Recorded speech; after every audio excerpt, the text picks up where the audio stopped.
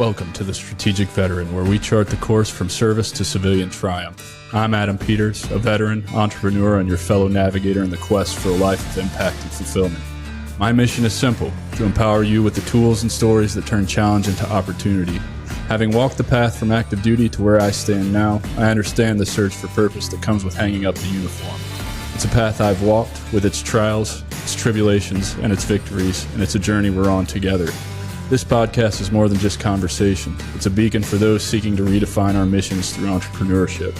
It's about igniting the entrepreneurial spirit that lives within us, the spirit that compels us to create, lead, and make our mark on the world. Here we connect with veterans who have built businesses, sparked change, and found their purpose in the marketplace of ideas. They're not just surviving, they're thriving. They've transformed their service into startups, their experiences into enterprises, and they're proof that you can too. So whether you're scribbling business plans on napkins or stepping into the arena of innovation, remember, you're not alone. You're in good company. So let's explore these stories of transformation and take the first steps together on our path to purpose. Let's begin.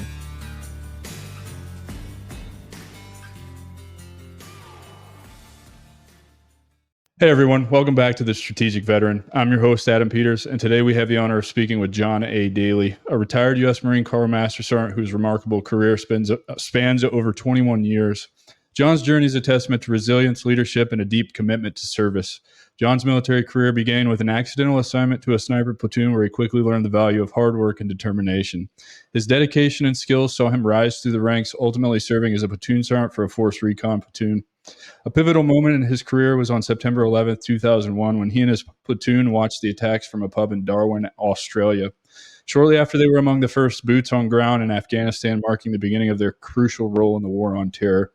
After 9/11, John was selected to be a part of Detachment 1, the first United States Marine Corps unit assigned to the U.S. Special Operations Command.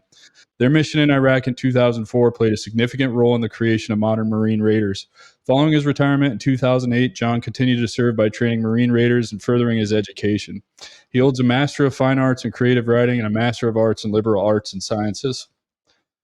In addition to his military and educational achievements, John is the founder of Walking Point, where he provides performance coaching and leadership consulting. He's also the author of the upcoming memoir, Tough Rugged Bastards, which chronicles the creation, training, and deployment of Task Unit Raider. Join us as we delve into John's extraordinary story, exploring his military service, his transition to civilian life, and his mission to help others lead themselves. So let's dive in and warmly welcome John A. Daly, a true embodiment of what it means to be a strategic veteran. John, welcome back to the show, man. We got cut short last time. We did. Thanks, Adam. Thanks for having me back, and thanks for, bringing me back after the debacle that we had last time with the weather. Really, really happy to be here, and I've been told that I'm required to say that because I still do work for the military and for special operations, that my opinions that I express are totally my own and have, don't reflect anybody else's, essentially. Perfect. Now that we've got all the bullshit out of the way, let's talk about you and where you grew up and what inspired you to join the Marine Corps, my friend.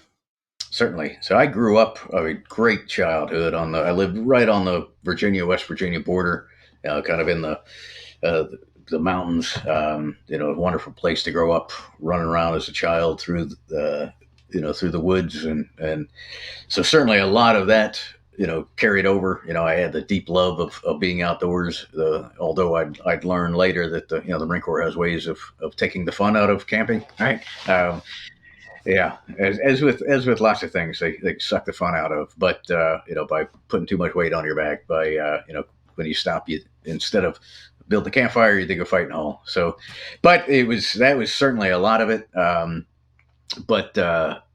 My dad had served in the Navy during Vietnam on board a ship. My grandfather had served in the Army Air Corps, so we didn't have a huge tradition of service, but we did have some. My grandfather and grandfather, uncle that served in the Army in Vietnam in special operations. So it was always there. But I think I was 7 years old on the 4th of July, kind of local parade, right? It was 1976, so it was the bicentennial. So it was kind of a big deal, if you were around at that point. And as a 7-year-old, I didn't quite understand it, but it was I got to go out and, lots of food, lots of candy, lots of ice cream, lots of watermelon, lots of parades and things going on. So it was cool. But I saw a Marine, and he was in my memory. I still can't think of him any other way than as a war scarred Vietnam vet with tons of ribbons, and but chances are he was in his dress blues, and chances are very good that he was a kid that had just come out of boot camp, probably 18 years old, with acne still on his face. But that's to a 7-year-old, he looked like this is the biggest badass I'd ever seen. And I asked my dad, and my dad doesn't recall this conversation ever happening at all, but I can't remember it any differently.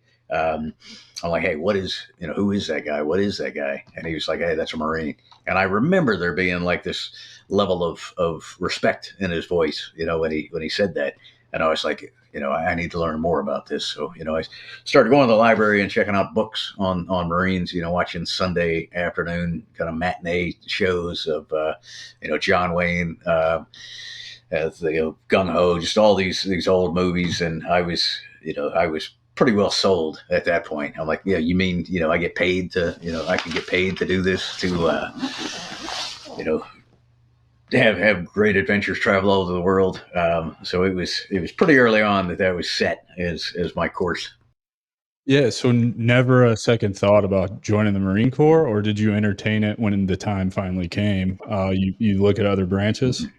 Um, I wanted to do other things growing up. I wanted to be a pro baseball player. I think I wanted to be the president for a while. Being a truck driver seemed really cool. I had an uncle that drove like long haul trucks, and that fascinated me.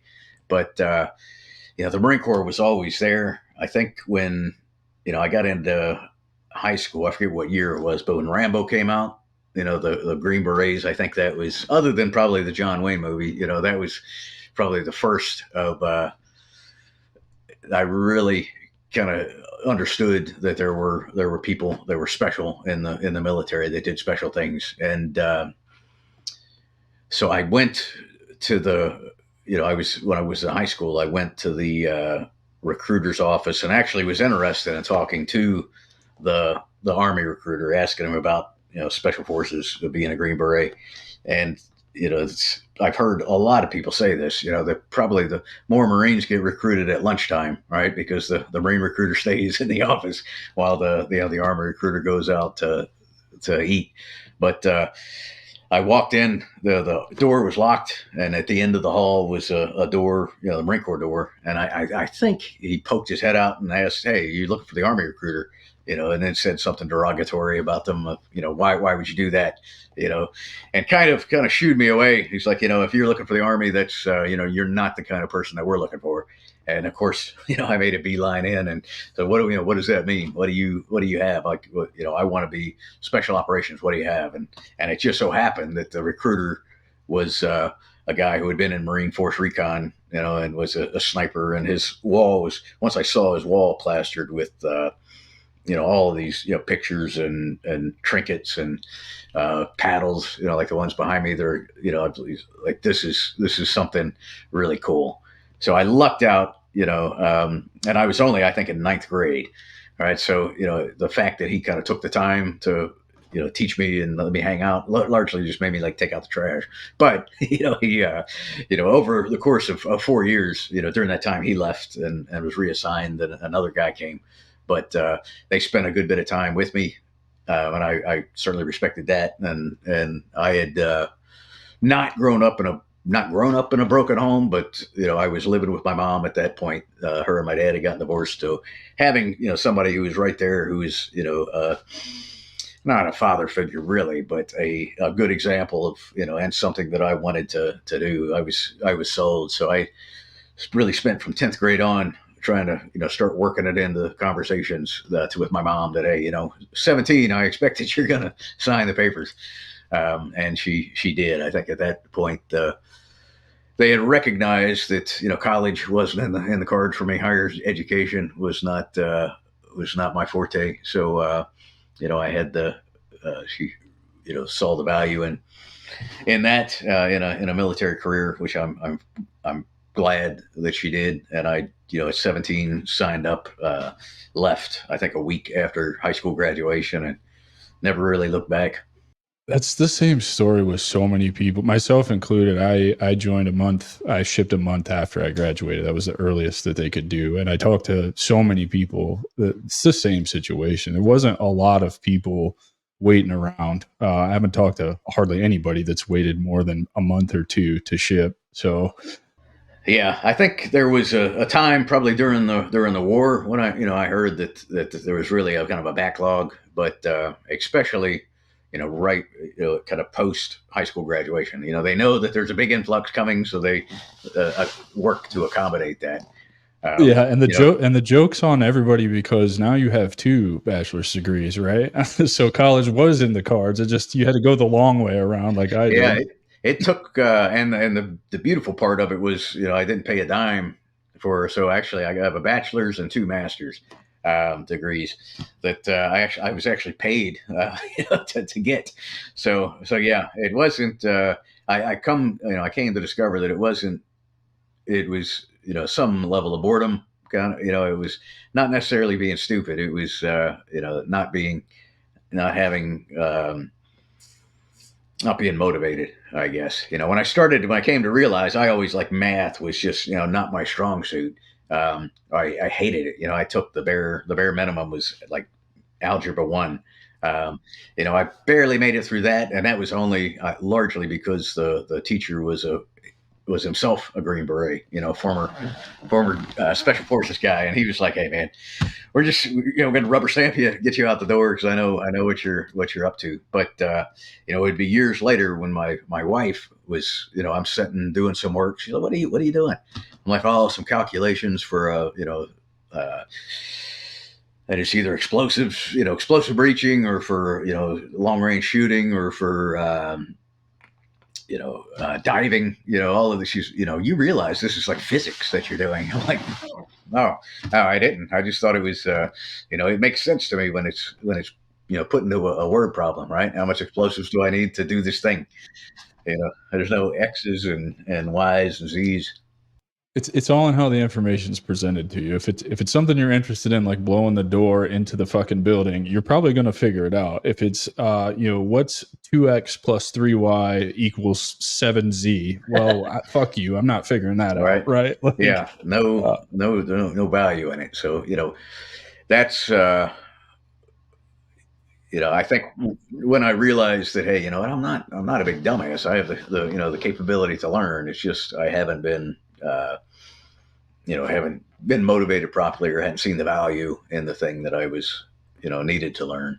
I definitely relate to that because math was not something I was good at ever until I was in college and I met the right professor. And he's like, "You're not bad at math. Nobody's ever taken the time to explain how math works to you." And then I proceeded to go through like 4 math classes in 1 quarter and then get my statistics done so that I could get my AAST, right? Like, it's all in the teacher, Yeah. all in the Yeah. teacher. Yeah, absolutely. Or in the desire to learn, right? When that, hey, I've got to figure this out so that I can be a scuba diver, right? Or I can be a dive supervisor, or be a sniper, or be a breacher. Any of those things, a jump master, right? All of these things required, mathematical formulas to figure out a high altitude release point. And then when it makes sense and when you're properly motivated, then yeah, you find a way to do it. For sure. So your first assignment in the Marines was an accident and to a platoon that a lot of people in the military have to try out for and really try very hard to get to. You ended up in a sniper platoon. So what was that like for you? I can imagine that wasn't the greatest entry into the Marine Corps. It, before I joined, I just recently looked back and found out that the book called Marine Sniper was about like this legend of Marine Corps sniping, Carlos Hathcock. Um, the book didn't come out until after I was already in, but I had read an article about him. I think it may have been like in the Sunday paper or whatever, and I knew that the recruiter had been a sniper. I read about this guy who was this legendary sniper in Vietnam with like tons of confirmed kills, and so I really that's a path I wanted to follow. And the recruiter explained a little bit to me. I didn't understand the whole lot, but when I went to check in to my first unit as a infantryman. The MOS is 0311 is your code that they assign you. By accident, I was assigned instead of to one of the infantry companies, I was assigned to the weapons company, and that was where the heavy guns, the 50 cals and the Mark 19s, were. That was where the anti armor, guys were, the mortars, the heavy mortars and things of that nature. And so the only place that they could put someone with the MOS of 0311 was in the sniper platoon. And it really came down to the first sergeant that, I checked in with, who's this guy who'd been in Vietnam, like chain smoking cigarettes and drinking coffee and just weathered. And he was probably, he was crushed. He was probably 40, maybe not, in his 30s or something like that. But he just seemed like an ancient, human being to me. And he was yelling at me, about why am I screwing up his smoking and coffee drinking time. And eventually he was like, hey, I'm going to put you in the sniper platoon. So they call upstairs. The platoon sergeant for the sniper platoon comes down, who was a staff sergeant, E6. He was probably wasn't 30, right? But he also seemed like an ancient man to me. They're like, hey, this is PFC Daly. He's your new guy. And the staff sergeant loses his mind, starts screaming, I'm not taking him. He's a piece of garbage. And I'm like, you've never even met me, eventually he was told, you're taking me. Was it just you're a piece of garbage because you hadn't earned the spot in sniper platoon yet, or is it just very much the aura of the unit back then? Like, what was it? I think it was probably a little of both, but it was absolutely in order to get into the sniper platoon at that time. You would spend a couple of years, you would do a deployment or two, and then when you came back, if you were recommended, you would have the opportunity to try out. And the tryouts were, a month or more long of just kind of getting screwed with. And at the end of the tryout, it would whittle down as people quit or failed aspects of the training. And eventually there'd be maybe 2 or 3 people that they would take in. I had bypassed all of this. I was getting into this platoon years before I rightfully should have. I was jumping in line in front of, and of course I knew none of this, but I was, line hopping in a big way. But it so happened, as with lots of things in my career, that at that point they were running the sniper school at that time, and it's a very challenging course. There's generally well over 50% attrition in it.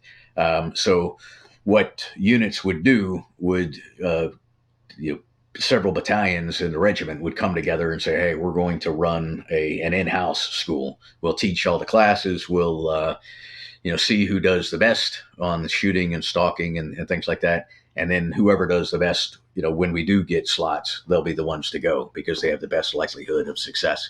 And there just weren't a lot of slots to go to the course. They didn't run it that many times a year. And like I said, there was, 50% chance that if you went, you weren't going to make it. So they had just started one of these courses, one of these in-house courses. And, I had missed the first 3 or 4 days, kind of all the important information on what a sniper is, how they operate, what their mission is, what a ghillie suit is, how the weapon works, all of this kind of crucial knowledge. I had missed that. So he took me to the barracks, maybe, drop off my stuff, change into, out of my dress uniform into a camouflage uniform, and took me and dropped me off at this building. He was like, go on in. And so I walk in, and I'm at this point barely 18, but I look like I'm 12. And there's chairs lined up like desks, and there's all these like hulking guys that are in ghillie suits, with camouflage paint all over the face, and they're sitting there getting a class. And I walk in, and they all turn and look at me, and there's not a chair. There are no chairs left in this small classroom. So I walk back out, and of course he yells at me, "What the hell are you doing?" I told you to go in and take notes or whatever. And I'm like, oh, there aren't any chairs. He's staff sergeant, you know. So he gives me a water can, like a 5-gallon water can. And so I take it in and like set it down, and I'm perched on that trying to, take notes in my little boot camp notebook. And I don't know what I'm taking notes about. There's a class on the spotting scope that they used, and so I've got just random notes on the high efficiency, low reflective coating that's on the lenses. I have no idea what I'm writing down, and then ultimately the rest of the Marines in the course. I mean, some of them kind of would have nothing to do with me, wouldn't help me. There were a few that kind of took pity on me and explained that, hey man, before Monday you need to make your own ghillie suit. Here's some material. Here's how you do it. Gave me their notes, and the one thing that I had going for me, well, two were. One was, like I said, I grew up shooting, grew up in the outdoors, grew up spending a lot of time outside by myself in the woods, and that paid big dividends because I had a certain familiarity and with hunting and stalking and things of that nature. I knew how to shoot, and then I had at that point, I wish I still did, but an almost not in a crazy Rain Man sort of way, but I kind of a really good memory. I could kind of look at something and definitions or schematics and very quickly remember things and recall them. So both of those, played out so that I wound up doing well enough in the course that I kind of won over, the guys that initially hated me and earned, I felt earned a place in the platoon at that point. Yeah. So how long would you spend in the platoon before you move it over to Force Recon? I did a couple of things. So we did a deployment. So I've been there about 2 years, and the Marine Corps was shuffling around units, and so essentially we all had to go somewhere. I had the good fortune of going to another regimental unit sniper section, and that's where I actually had the opportunity to go to sniper school. As a lot of things in my life, like I stumble into like right place, right time kind of thing. Kind of fall into a pile of shit and then wake up, stand up smelling like a rose. So I had received orders to this new unit, the 5th Marines Regimental Scouts is what it was called. So, and the 5th Marines are this incredibly legendary, storied regiment within the Marine Corps. I was in my dress uniform again because that's how you check in. So I checked in, and they're like, okay, welcome aboard or whatever. And another first sergeant comes in and starts yelling. He's like, hey, we're having a meritorious NCO promotion board. Where's your, who are you putting up on this board? And they're like, what's the uniform for it? And they're like, it's a dress uniform. I'm like, well, I guess him, right? He's the only guy. So, and it was that, some semi-photographic memory. I walked in on this board and just random, they ask you the most random information. What's the length of a female Marine's skirt need to be? Who's what are the types of contour lines on a map? Just random stuff that I had, I knew. So I wound up walking out of that, having been promoted to corporal, which was a kind of a big deal. And then because of that, they're like, hey, man, you made us look really good. So we have a slot to sniper school. We're going to send you to it. So, I kind of jumped the line in front of some other guys, but, went to it, and it wasn't without, challenges. It was still a really tough course, but I was luckily successful. Yeah, brother, that's awesome. So from there, you're at this regimental sniper a unit, I guess. I don't understand how the Marines label things. Like, I still don't know the difference between MARSOC and Force Recon. And I know Detachment 1 was your baby. That got stood down and later was replaced by MARSOC, right? Like the Marines they're all their little unit. It just because I had the pleasure of doing a deployment where we fell under the Marine Command, and they were doing like 5 or 6 month deployments at the time. So I served basically authorized to wear all 3 or 4 meth, like Marine Expeditionary Force combat patches or whatever. I saw them all, and it was kind of funny because by the time it was time for us to go home, that first meth that was there was seeing some of the same NCOs, and they're like, "What the fuck are you still doing here?" And it's like, well, this is how the Army does things. They extend you for 16 fucking months, and you just get to be miserable. Yeah, wow.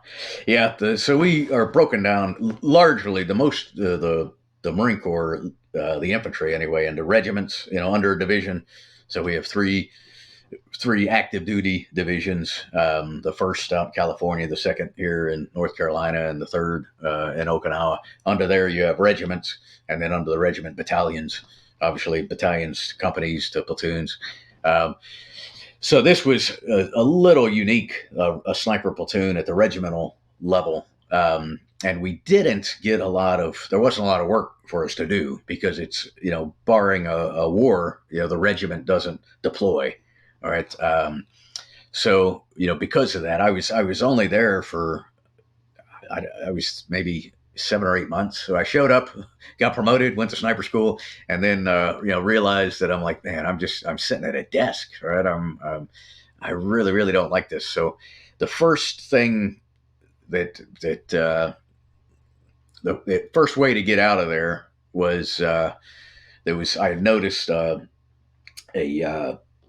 advertisement in the little base newspaper that said the Marines are looking for security guards or to work at embassies. And I'm like, man, that sounds cool, foreign embassies. And I ran into at a barracks party. We were sitting around drinking. The guy who's called the career planner, right? And it's his job to assign people to special duties and things like that, get you to re-enlist. So he not a well liked guy, or well trusted guy, but I didn't know any of this. So I was talking to him, and he was like, "Oh man, you're a sniper. That's really awesome. You should go on this Marine security guard duty because as soon as you get there, they're going to recognize that you're a sniper, and you're going to be working for the CIA, man. You're going to be out like capping dudes or whatever." I'm like, man, yes, that's exactly what I want to do. So I was blowing smoke, wasn't he? Absolutely, yeah. I sign up. I sign up for Marine security guard duty, and by the time I get to the school, which is in Quantico, Virginia, it's it was too late by that point. But I realized that he was absolutely blowing smoke on my butt. It wound up. It's one of the kind of hidden, opportunities in the Marine Corps. You are in a very, very small team, usually 7 to 8 Marines living in a foreign country. The state under the State Department's cognizance, and they, so you live really, really well. We lived in. I was stationed first in Budapest, Hungary, and it just so happened that I got there right as the wall was coming down in Berlin, and the Soviets were leaving Budapest. So it was a crazy, unique time to be there, but it was also because of the communist threat. We were under very strict requirements on what we could do, who we could hang out with. So the whole year that I was there, it was really, really a tight community of the Americans, and there was the American embassy. There was some expats and people that worked, Americans that worked there at different companies. All of their children went to an American school, but there were the Canadians, the Aussies, the Brits, and we were all hung out together. And it just so happened that, I got there, and just shortly after, a young lady who had kind of followed her uncle, who had got a job at the embassy, and she was a brand new school teacher. I met her. She was an American from Pittsburgh, teaches school there. We hit it off, and we've been married now for coming up on 33 years, I think.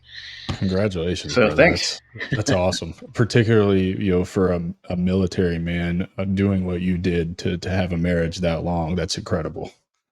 Yeah, thanks. It definitely, I think a lot of it had to do with, her patience, certainly, but just me being gone, every time I would really start to get on her nerves, I would then leave for 6 months. That definitely helps, right? So when 9/11 rolls around, you're now, we're fast forwarding from, 89, 90, when you're on the embassy detail. You have, a good solid 20 years almost, right? About what, 15, from 87 when I came in to, I guess it would be 14 years.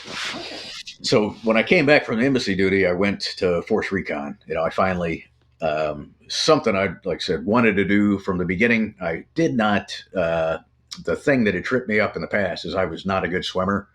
I thought that I was a good swimmer. Like I said, I grew up in the, jumping in ponds and streams and creeks, and was absolutely confident in my ability to, get from one side of the lake or whatever to the other.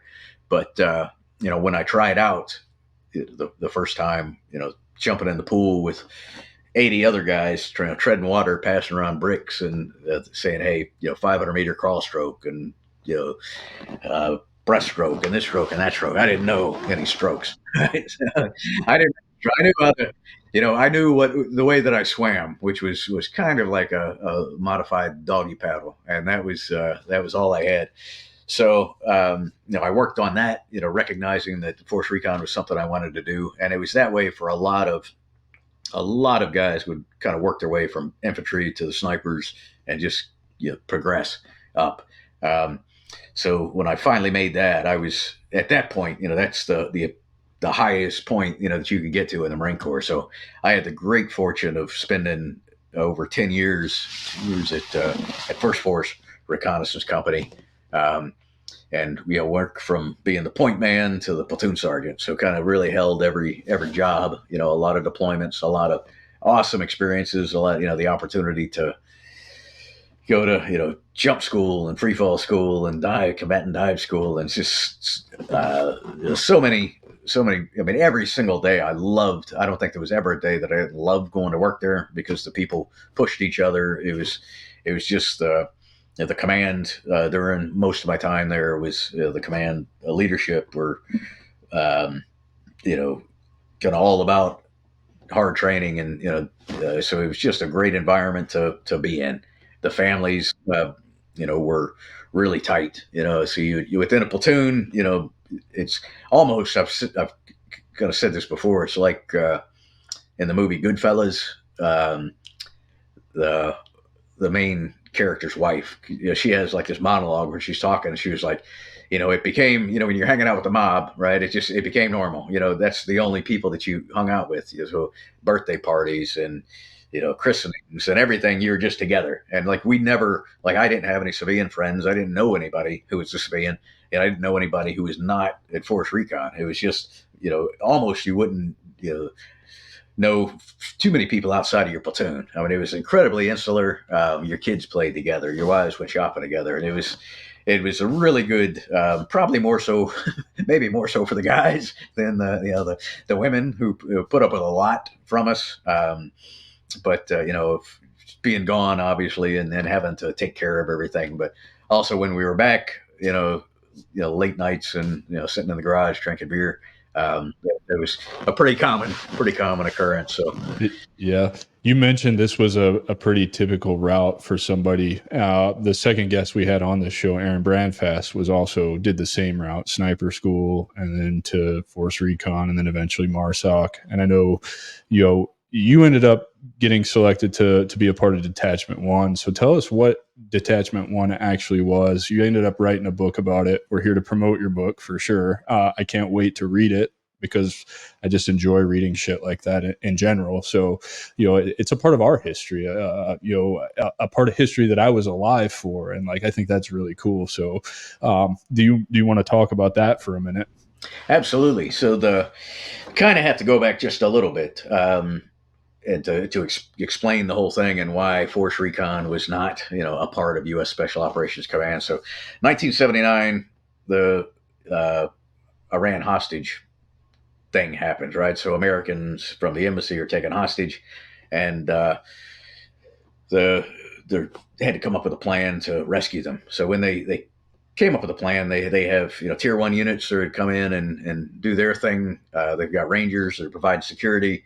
Everybody wants to be involved in it. So there are, SEALs doing some stuff. There are, Navy helicopters, but with Marine pilots. It's just a big debacle. And when the things go horribly wrong, they realize that they couldn't communicate with each other. They didn't have the same radios. They didn't have the same uh, you know, frequencies, any of all these things that were Nope. problematic. Yeah, nobody's communicating with everybody. If they're not, there's just no cohesiveness there whatsoever. Even during the planning, everybody was planning their own little parts of the mission independently for security reasons and whatnot. So coming out of that, the good thing that came out of that was the decision to create a U.S. Special Operations Command.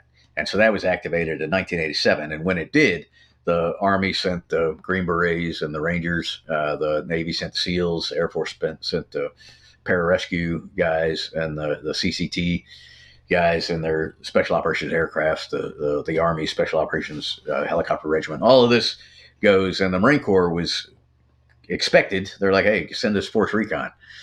Because up until that point, through Vietnam, everybody was kind of the special operations units within each service were largely on a pretty level playing field.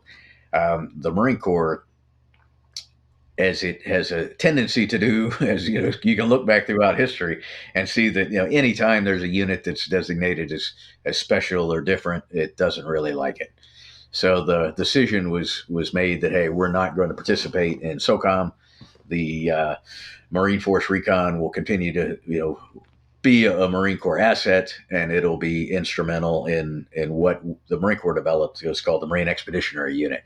So this is, we get on Navy ships with infantry, with aircraft, with support and logistics and everything that you need, and a Force Recon platoon, and we float around in the ocean waiting for something to happen. And it's as it happens, a lot of times it didn't. A lot of times you'd spend 6 months, visiting very cool ports for, and hanging out and doing training. You spend a lot of time on ship, working out, jack and steel, and reading books. But on this particular occasion, I had been made the platoon sergeant of a platoon. We were on our first stop, and we'd spent a couple of days training in Darwin, Australia, with the snipers from the Australian Special Operations. And the first night that we had off, we went to this Irish pub, on Mitchell Street, right in Darwin. And I was sitting there with my team leaders, 3 Marines that were just solid performers. They were the guys under me that each were responsible for a reconnaissance team.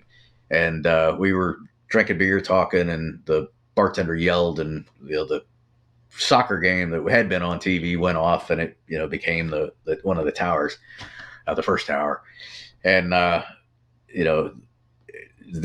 we knew then that we were going to war. So we finished drinking all our beer because we knew it would be a long time before we got any more. Made our way back to the boat, and by the time the sun came up, we were at sea. And then from there, we went into Afghanistan and Pakistan in October, Afghanistan in November, and among, like you said earlier, among the first, other than the Army guys riding horses up in the mountains, we were among the first there, which was kind of a unique thing. And based on that, the Secretary of Defense recognized that, hey, we're going to need more special operations people for this fight. So he told the Army to make more, SFA teams, told the Navy to make more SEAL teams, and told the Marine Corps, hey, this time you guys are going to participate. Yeah, no. And they tried, they tried to fight it. And SOCOM tried to fight it as well. SOCOM was kind of like, hey, we're kind of happy with the way things are. We don't need Marines because they have a tendency to either break things or take over, one of the two, and maybe a little of both. But ultimately, the decision that was reached was, hey, let's make a small unit of kind of hand-picked guys. We'll send them to work under SOCOM for a while, for 2 years, see how that pans out, and then we'll make the decision. They I think in everybody's mind, they were like, hey, we can kind of wait out, Donald Rumsfeld. So I had come back from that deployment to Afghanistan. I was working as a sniper instructor, which is where I met Aaron Brandfast. He was one of the team leaders that I was putting through the course that we were running, and we've had a good friendship over the years since then. But came into work one day, and the guy who was my boss, Colonel Robert Coates, pulled me in and said, "Hey, have you heard that heard these rumors about the Marine Special Operations Unit?" And I was like, "Yeah, I heard it, but I thought it was just rumors." He's like, "Well, not anymore." He's like, I'm going to be in charge of it, and do you want in?" And I'm like, Of "Yeah, course, I want yeah, it. Yeah, right. absolutely." He's like, "Well, you're going to be one of the team leaders," and at that point, I'm like, "Shut up!" My mind is blown. There was going to be 4 teams. Um, I wound up being I was the youngest of the guys picked to lead a team. So that was something that was really cool. And he at that point he said, "Hey, I expect," and he was one of the the leaders that I had the great privilege to work for in several different you know units as my boss. It's very unusual. It He is, is, yeah, it's super unusual, but it's cool because I kind of had an opportunity like that the Army robbed from me. I had a battalion commander when I first got to Fort Stewart, Colonel Wood, one of the best battalion commanders I ever had. And then fast forward 2 deployments, I had orders to go to Alaska up to Wainwright, and he was the brigade commander at the time. So it would have been really cool. I even called him. Like I got with one of my old sergeant majors who was a mentor to me. He's like, "You should reach out to him. He'll take care of you." And I did, and he was all excited. And then they moved me, and sent me on a 3rd deployment to Iraq. So I never got to serve with him again. yeah, this I had worked. He had been on a MU, a Marine Expeditionary Unit, as the operations officer. So I knew him there. I came back and he went to became the commander of First Force Reconnaissance Company, and had a little longer than average tour there. So I mean, it was really instrumental in kind of shaping me, definitely. Then he went to the Special Operations Training Group where I had gone to, and kind of brought me over. And then this time, so he pulled me in his office and was, he's like, what I want, Daly, what I'm looking for. And he gave me the opportunity. He's like, "Hey, pick the guys that you want, out of any reconnaissance Marine, essentially in the Marine Corps, you know. Of course, I didn't. There was a lot that I didn't know, so I'm like, "Hey, I'm just kind of sticking very close with people that I know." But he said, and it stuck with me. So, he's like, "My one stipulation is that you pick tough, rugged bastards with strong backs and hard feet."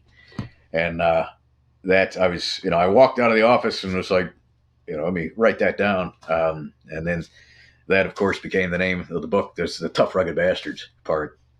That's awesome, brother. When you talk about a team leader, just mainly because my simple Army infantry mind, a team leader for us is just, I mean, it's like usually a E4, E5 with 3 dudes behind them. What is a team leader to you? Is that more like a platoon sergeant, like that I would call a platoon sergeant? Or is it, I don't want to get too specific because we're talking about, a special operations unit, but I'm just curious, like what position is that really? Gotcha. So I had in reconnaissance units, because of the level of how deep behind enemy lines you're working, the level of trust that's required.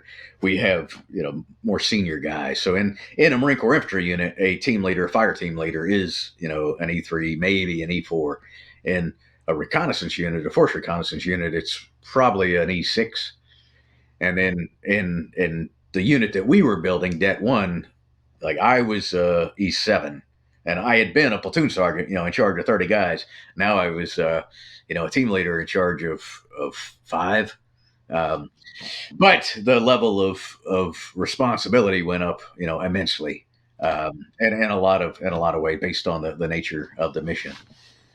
So we had, and grand total, there was in our platoon, there was about 30 of us, and that was with a headquarters, a platoon sergeant, platoon commander, communications guys, and things of that nature. So we started off with 4 teams, and then just before we deployed, we started to learn more about what we started off thinking we're going to Afghanistan, and we're going to be like doing long range reconnaissance patrols. As it turned out, we were going to Iraq, and we were doing hunting HVTs. So we realized that it would be a better idea to break up into smaller assault teams, so 4 to 5 men. So we all gave up of the 4 teams. We split up a little bit to create a total of six teams of 4 to 5 people each. So it was, I mean, when you're in charge of 4 or 5 guys that could be in charge of 40 guys themselves.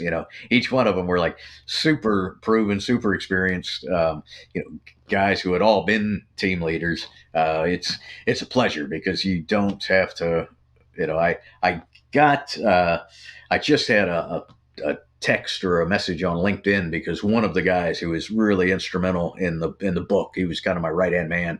I sent him an early copy of the book, and he got it and was, he was, all of them were long ball hitters. All right. But, it's incredible when you have the opportunity to work in that environment, where, all of the little, showing up late for work and not having the right stuff, or, having personal issues or bouncing checks. I mean, those things don't even happen.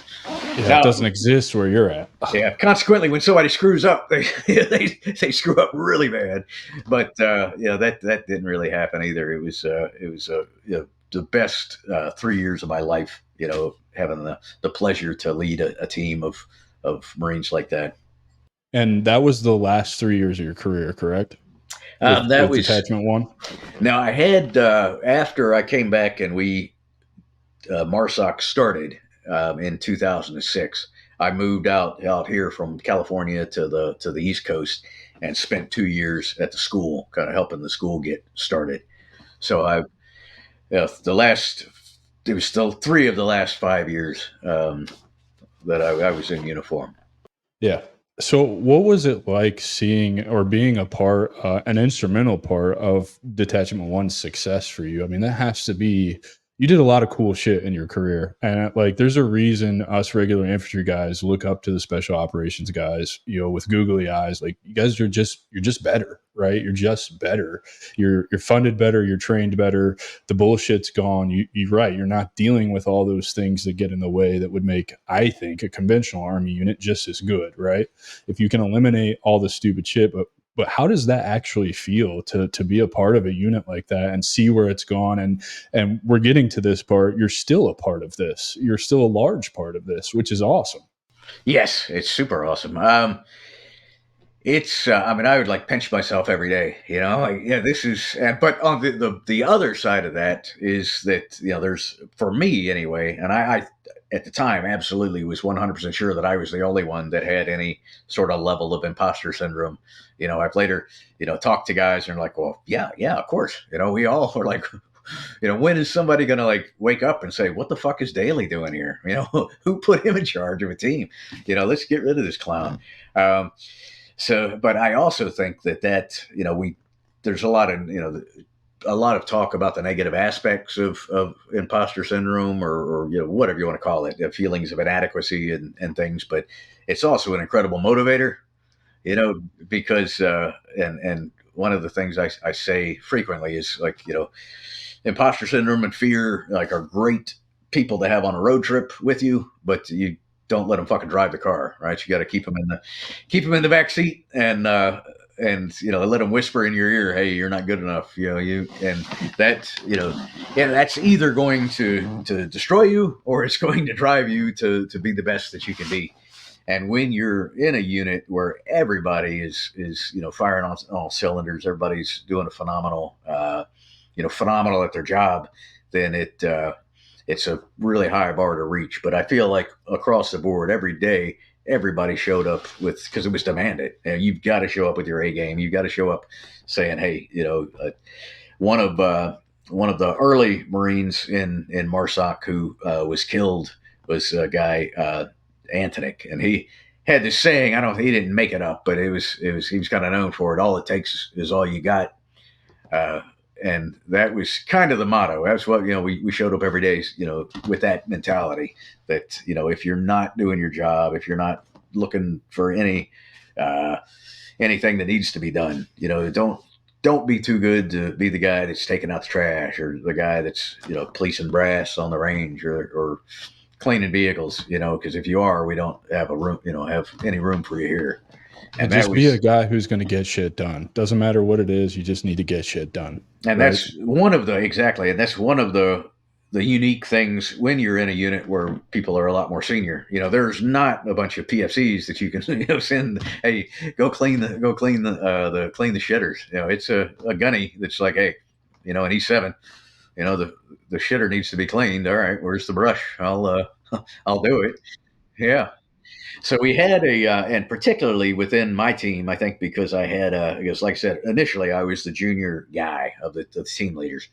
I had this pretty high level of respect for the other people that were the other three team leaders. So, I always felt the need to outdo them, to like prove that we were better, my team was better. And so I came upon this motto that we'll do windows, our team. It doesn't matter, whatever you need done. So and it wound up working in our favor. But when we would go to do kind of the shittiest mission is reconnaissance, right? So you can, get dropped off in a helicopter, spend 2 days walking, another 2 days like laying in the desert looking at a target. And then everybody else comes flying in on a helicopter, shoots the bad guys, jumps back on the helicopter, leaves, and you got to spend another 2 days walking out.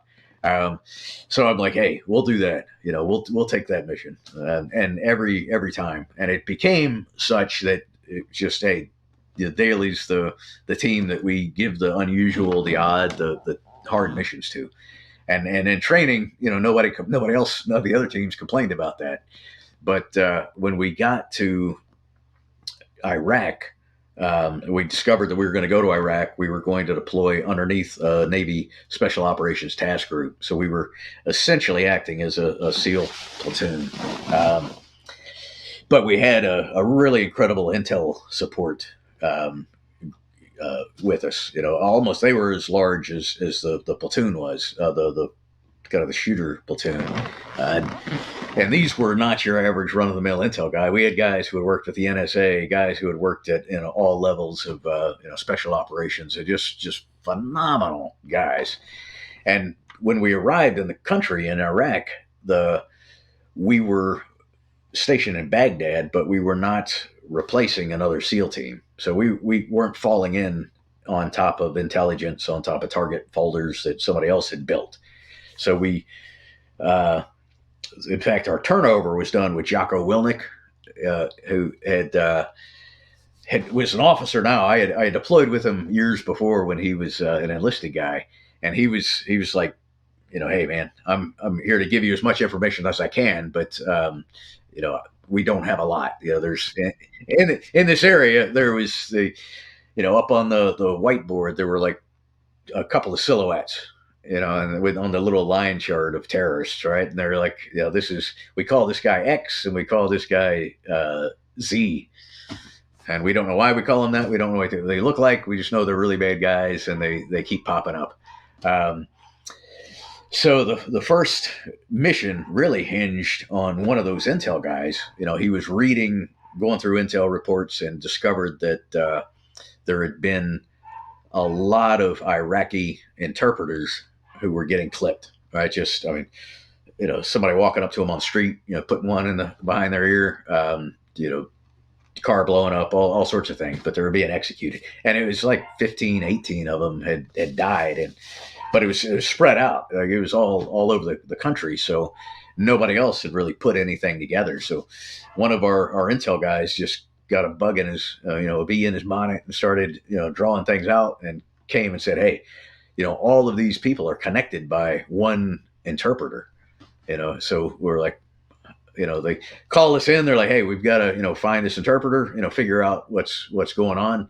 Who are we going to send on this mission? And I'm like, come on, we'll do it. Yeah, come on. Course. I'm like, we've done every shit mission, that came down the pike. So this is odd. It was, we weren't, I wasn't even able to take my whole team. I had the other thing about it was this interpreter was a woman.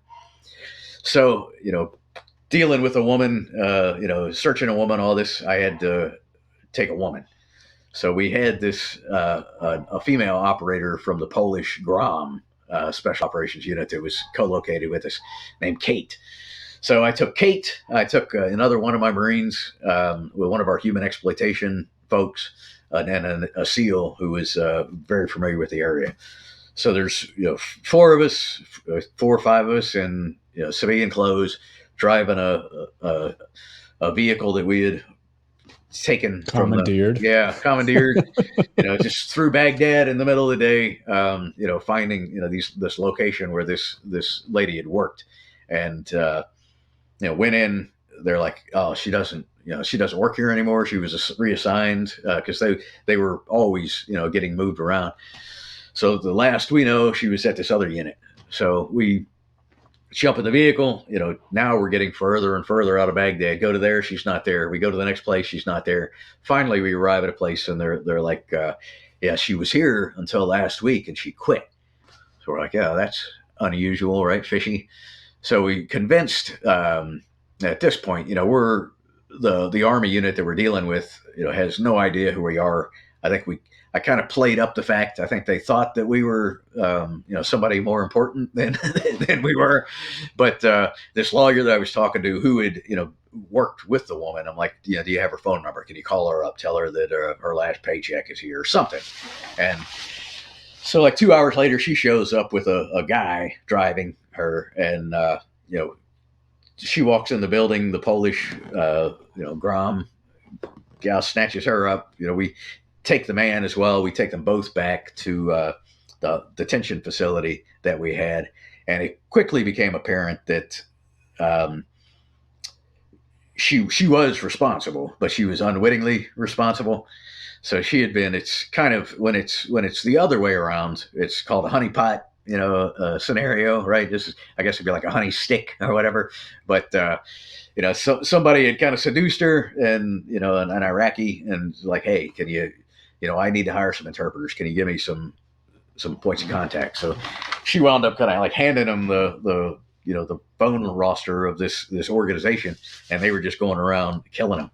So she was more than happy. I mean, she was really inconsolable when she realized that what she had been responsible for. Well, yeah, when you roll up on her and roll her up, she's like, "Yeah, I don't want any part of this. I'll tell you anything you want to know." So, and just the fact that she had been, somewhat responsible for the deaths of 15 of her kind of coworkers was, she was kind of screwed up in the head after that. But she was absolutely willing to. And the guy who was driving her was like, yeah, I know where this guy lives. I know this, I know that. And so that was the first mission that we did, was to go in, grab that guy. And then, you kind of shake the tree. He was like, oh, hey, he started talking, and that built our, just a stack of target folders. So we were able to execute, and it got to the point, I'm like, every single night we were heading out the door, grabbing somebody. They'd lead us to somebody else.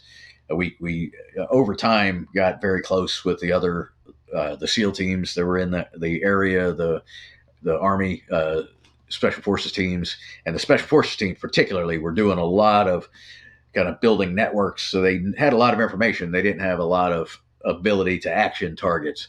So we were like, hey man, we'll help you out with that. We like that.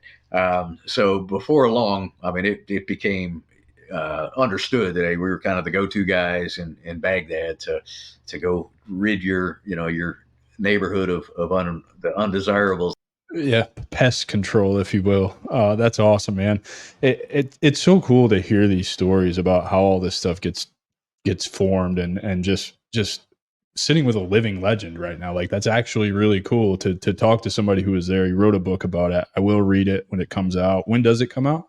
August 13th. So it's, now you can order it on Amazon, Books A Million, Barnes and Noble, anywhere. But it and I would appreciate anybody that would order it ahead of time. That looks good, but it won't actually come out. It should be shipped in time to arrive, hopefully on August 13th. Hell yeah, brother. I'll as soon as we're done with this, I'm going to go pre-order it. And then I'll spend an entire weekend reading it cover to cover, like I did with Jack Carr's new book this past weekend. Yeah, that's really good, isn't it? Brother, I didn't like the last one. The first four, when I read them, I actually heard about it on Joe Rogan. That's how I got introduced to him.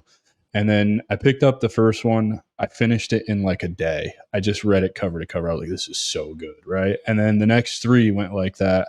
And then there was just those ones in the middle. And then this one, I didn't have high hopes for it, but I couldn't put it down. It was just 550 pages of just like, I can't wait for the next one. And now I have to wait, another year. Right. But, I'd love to talk to Jack too, because, he's an incredible author, and I see what he's doing in his books and how he's, kind of promoting his business and using his email list with the gear that he talks about in there and partnerships and all that. It's all fascinating stuff to me. Yeah, he has. And I believe he was on that deployment with us. We never had any interaction, but on one of his podcasts, he had John Stryker Meyer on, who is MacV Saw guy, great guy. I got the opportunity to know him. Tilt is what is called. His friends call him. Tilt was on his podcast, and they were talking, and for whatever reason, he brought me up on it. And Jack Carr was like, "Yeah, I was on that deployment." So I like I said, I don't remember interacting with him, but he was. I think he was on one of the other teams that was there at the same time. So yeah, I'm one on Jocko's podcast is I'm trying to work that, and Jack Carr's would be awesome. I've listened to him on Ryan Holiday's podcast, and just him talking about writing, is if you're a writer, I mean, it's really fascinating. His the way he looks at the way a lot of similarities. Just being somebody that reads a lot. I always any time you deploy anywhere, somebody's sending you books, right? So, I was really a reader as a kid. My dad had a big library of from everything from Hardy Boys to Zane Grey to just all of these action adventure sort of books, which I think certainly inspired both my love of reading, my love of writing, and my love of adventure. But then it probably died off a little bit. But when I got in the Marine Corps, you find yourself with hours sitting on the tarmac or sitting on the airfield with nothing to do. So having something in your pocket to pull out and read. And through the writing of this book, one of the books that I was always pulling out was, or authors anyway, was a guy named Bruce Norton, who wrote about Force Recon in Vietnam, Doc Norton. And through this book, I got to interact with him, so that was really, really cool. Yeah, it's awesome because I think this is the first year Jack's put out in his email list the books that he read to kind of write Red Sky Morning, and I was so fascinated, and again I see both sides of it, right? Like his process in writing, but then also like there's a business side of that too, because I'm sure it's full of affiliate links to those books, so you can go pick them up and buy them and all that stuff. And I was really wrestling with like, I get that voice in the back of my head that tells me, oh, you shouldn't be reading this book. You should be doing work on your business or moving the strategic veteran forward or getting the community ready or whatever. But like, there's still value in reading these books and seeing how he's marketing himself and how he's, building his business as an author. And what if I have a veteran come to me and they want to be an author? It's like, well, now I know how to tell them how to make money off of writing books, because from what I've heard, I've talked to several authors on here, and you can probably tell me writing a book is a monster project. From what I understand, I've heard it's a really big deal. There's a whole lot more that goes into it than anybody even knows. And so it's just, for me, it's just like a way that I can gain some knowledge and answer questions of transitioning or veterans who are out. If they want to become an author, hey, I can point you in the right direction now. Yeah, I mean, absolutely. Through writing, I've run into a lot. I've had the opportunity to work with organizations that kind of cater to or help veteran writers, and you come to realize that you're not alone, right? There's a lot of people who are interested in writing, and whether it's books or just kind of short form stories or essays or poetry, right? There's a group that I do some stuff with called the Dead Reckoning Collective that publishes veteran writers, and you start talking with them and you realize that there are a lot of people that want to do this. And not to burst anybody's bubble, but Jack Carr making a living as a writer is awesome for him, but it's not common, all right? But like to your point, he's done a great job of every the whole package. Being Jack Carr, marketing Jack Carr, the everything that's associated, the podcast, the well, and I think endorsement, that's it all works together, right? Because as I continue to build this with the podcast, I talk to bigger podcasters and like, you're gonna have to write a book and you're gonna have to get into public speaking and you need to be building a list. And obviously I have a list going and I'm working on the public speaking thing today. I actually just sent a bunch of emails out trying to book my first gigs for free so I can whatever. But the writing of the book is the one that scares me because I'm not a writer. I don't like it, hate it. That's why I podcast. I'd rather talk to people. So let's talk about your transition. We got to this point in the show before the storm cut us off last time, and I'm still pretty embarrassed by that, even though your answer to me was the most classic military answer ever. We can't control the weather. Like, when do you want to recock? Right.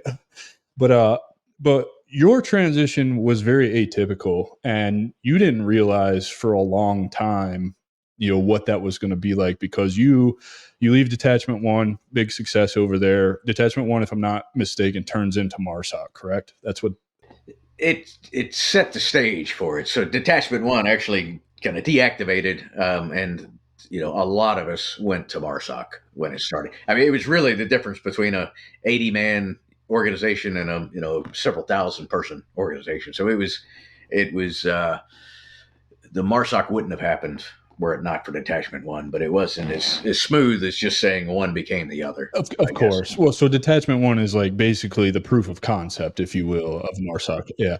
And that's why I alluded to, like, that's got to be a really cool feeling, because now you're at the schoolhouse, you're at a desk, you're basically writing doctrine for the creation of MARSOC, and you decide it's time to retire because you're up there in rank. You're probably not going to get to deploy anymore and really do the job. So this job opening, I think is how you told me before, had come up. You put your stuff in for it. You got the job. You retire. You show up Monday morning in civilian clothes at the same desk doing the same job. So let's pick up there. And like, how long before you actually realized you needed to really face the transition? Because I can imagine, when you just show up to work in civilian clothes, which I'm sure you probably did quite a bit, being a Detachment 1 guy and a MARSOC guy, and doing the same job, it's really confusing. It's like, well, I'm not in the Army or in the Marines, excuse me, but I am in the Marines. I'm still doing the exact same thing I was doing. There was no change for you, right? No, and I don't. I mean, it took me a long time to kind of sink its way through my thick skull. Right, I still showed up and I retired and came back to work at a time when we were within months of launching our first individual training course, our course that turns Marines into Marine Raiders. So there was so much to be done. We at the point we didn't have nearly the instructor staff that we needed. We needed to order and get all the equipment, to beds, to bed sheets, and just like everything that you need to house, up to 80 men, going through training at a time, and weapons and all the equipment, like all the classes, so much to be figured out. And so I kind of just threw myself into that. And it was, as I saw it, that was the mission. So, it was still, 12, 14-hour days, and it was just a ton of work. But once the first course got off the ground, and we learned, and obviously with each iteration, and I think we're getting ready to start our 34th course, and it's at a 9-month course that we only run, 2, in every year. It's taken a while, but it was several years before I had really sunk in that, hey man, you're retired now. You can't be the guy that cares the most about this, because there are Marines that care. I mean, they care a lot. They're fully invested in this. Their organization. They're going to combat with the people that we produce. So you need to recognize your role, move from kind of being the guy who's trying to answer every question to be the guy who's, mentoring the guy who answers the question. And that was a pretty big step for me. When I did that, I realized that's when I said, hey, I've got this GI Bill, I need to use. So let's start looking at taking classes at night. Let's start, and that led to the writing. But it was, it was a much shallower of a slope of a transition, I think, than a lot of people have. If you get out and immediately you're looking into something different, I was fortunate that I had a very long, glide slope to figure myself out. Did you deal with any of the typical things that most people who transition deal with in substance abuse or, suicidal thoughts and ideations, any kind of stuff like that? Or was it pretty easy because you're still around every, I oftentimes think like the biggest problem is obviously loss of identity and purpose. You didn't really have that because you're staying in the same job. The second biggest thing is that community is not replicable anywhere on the planet. I think I'll go as far as to say even conventional infantry, because every branch I've talked to, so the Army and the Marines, the infantry is like its own branch within a branch. It's just a different monster. And you don't find that kind of community, brotherhood, whatever it is, anywhere else. And it only gets amplified as you move up the special forces ladder, right? So did you deal with any of that stuff? I guess not, because you're still around all those guys every day. I didn't. And I think that's, certainly, I didn't lose my purpose. And I think that's like you nailed it. That's the biggest. And, I got a blog post coming out on this weekend. It's just about that, right? And it really, our first attempt at this kind of got me thinking about it. And that's become kind of one of, I think one of my missions is helping people realize that because you've left the military doesn't mean that you have to lose your purpose. Well, you do. I mean, you've got to find a new purpose. Your purpose is not to go, shoot bad guys anymore, or fix the airplanes of people that shoot bad guys, or whatever it is, and it's nothing less, there's, we've, I think, been, with 20 years of war kind of, behind us, we've built this, culture of like admiration and not even admiration, like adulation and fetishizing of the warfighter, right? Yeah, I agree with that. I really agree with that. The peak of what Americans should be, and anybody that's not that, is worthless or less than that. And I go back to, like I said, I have a wife who is a school teacher. I mean, good luck, getting through life if we don't have our school teachers and our postmen and our, lawyers and shopkeepers and plumbers. And so the idea that, life after the military is not worth living is crazy. Right. So I think that's the message that I try to, we do. And I think Marine Corps boot camp, it brainwashes you. I mean, it's different. I'm sure the Army's, like, it's in its own way, does the same. It's the same. I think it's the same across the board. I have a theory. A lot of the people I talk to have some kind of not great childhood. Not all of them, but the vast majority of them didn't grow up well. Broken homes, beaten, abused, bullied, poor. Usually that's the story. I think the military recognizes that because they're already broken, so they don't have to break you much more, right? They put you into basic training, and our first 6 weeks, we called it total control. You have a red guide on that you run around with, and it's seriously total control. You don't have any privileges as a human being. You have to ask to go to the bathroom. Oftentimes, grown-ass men are pissing their pants in formation because they just won't let you go, right? Like they're just breaking you down to fixed mindset. You're an infantry guy. Your job is to close with and destroy the enemy. And that's right out of the fucking manual. I named my LLC after the manual, the 7-8, right? The infantry, rifle, platoon, and squad. And that's your focus, and that's your entire focus for me from the age of 17 to 30. So I completely lost who I was. I never even had a chance to discover who I was as a human being. Who is Adam Peters outside of the infantry, right? And you don't know that at 17 years old. No way you know that at 17 years old, right? And I think the way you learn that in traditional society is going to college, having those 4 years of party time. However, I don't agree. I think college was created for people with life experience, because college was a joke to me, even though I never wanted to go to college. And then you get some, entry level experience in the corporate world, and you build friendships and you learn more life lessons, and then you kind of figure out who you are. We don't do that in the military ever. We don't, but the thing that we do really, really well is, it's a very ritualistic, taking you from the life that you knew, in boot camp across the board. I mean, everything changes. Like you said, now you can't even take a piss on your own. But especially in the Marine Corps, we're a whole new language, right? I mean, how to tell in time is different. The wall is the bulkhead, the floor is the deck, the toilet is the head or the shedder. Your running shoes, your go faster, right? There's just you totally are have this experience that absolutely changes you. Right. So when you come out of boot camp, I remember coming out and just like feeling disgusted by all of the kids that I was in high school with, 2 months before.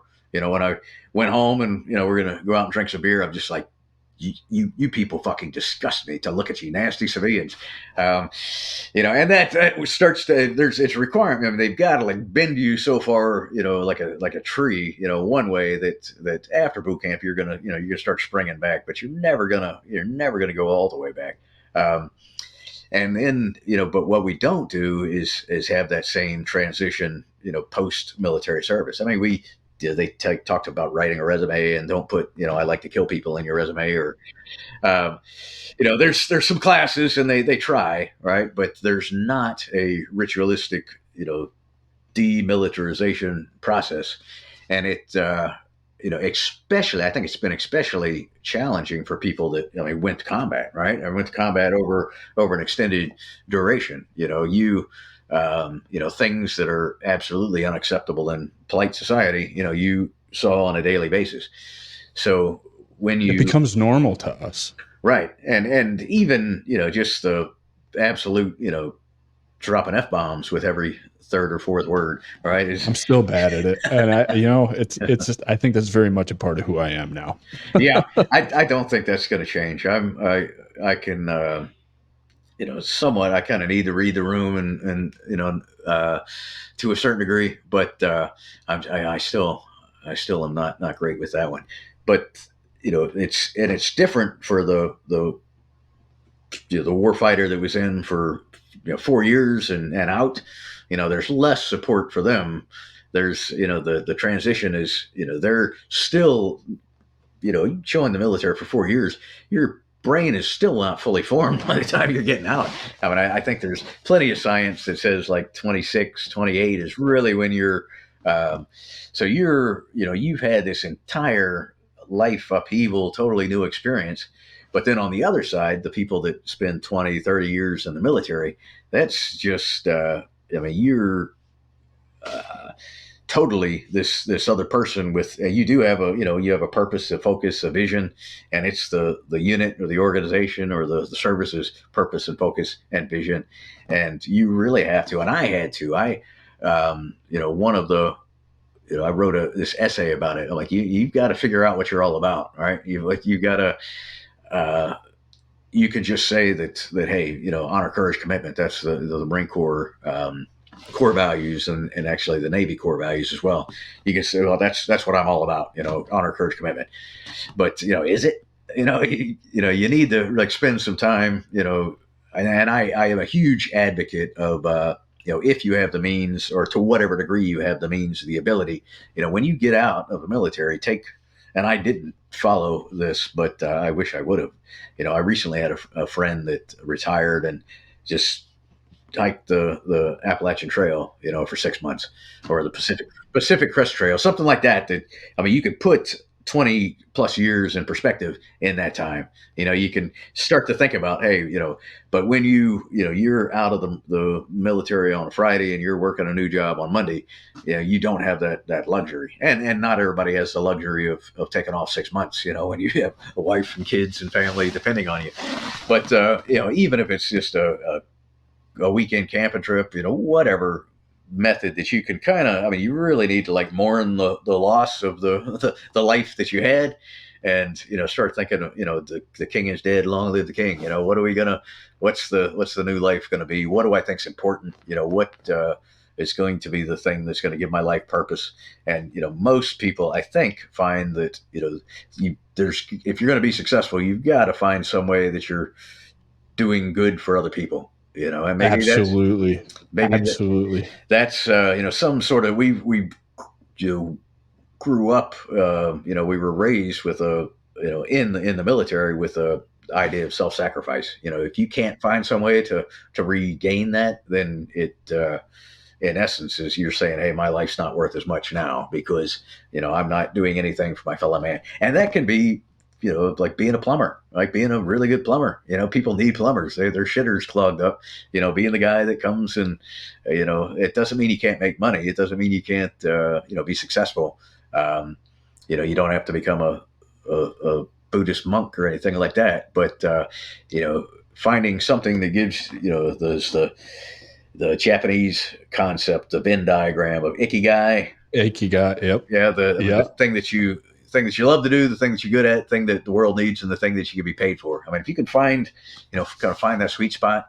And I think what I talk about in this post that I wrote this week is, I think a lot of people get like stymied by that. They're like, hey, I don't know. I don't know the answer to all of these things yet.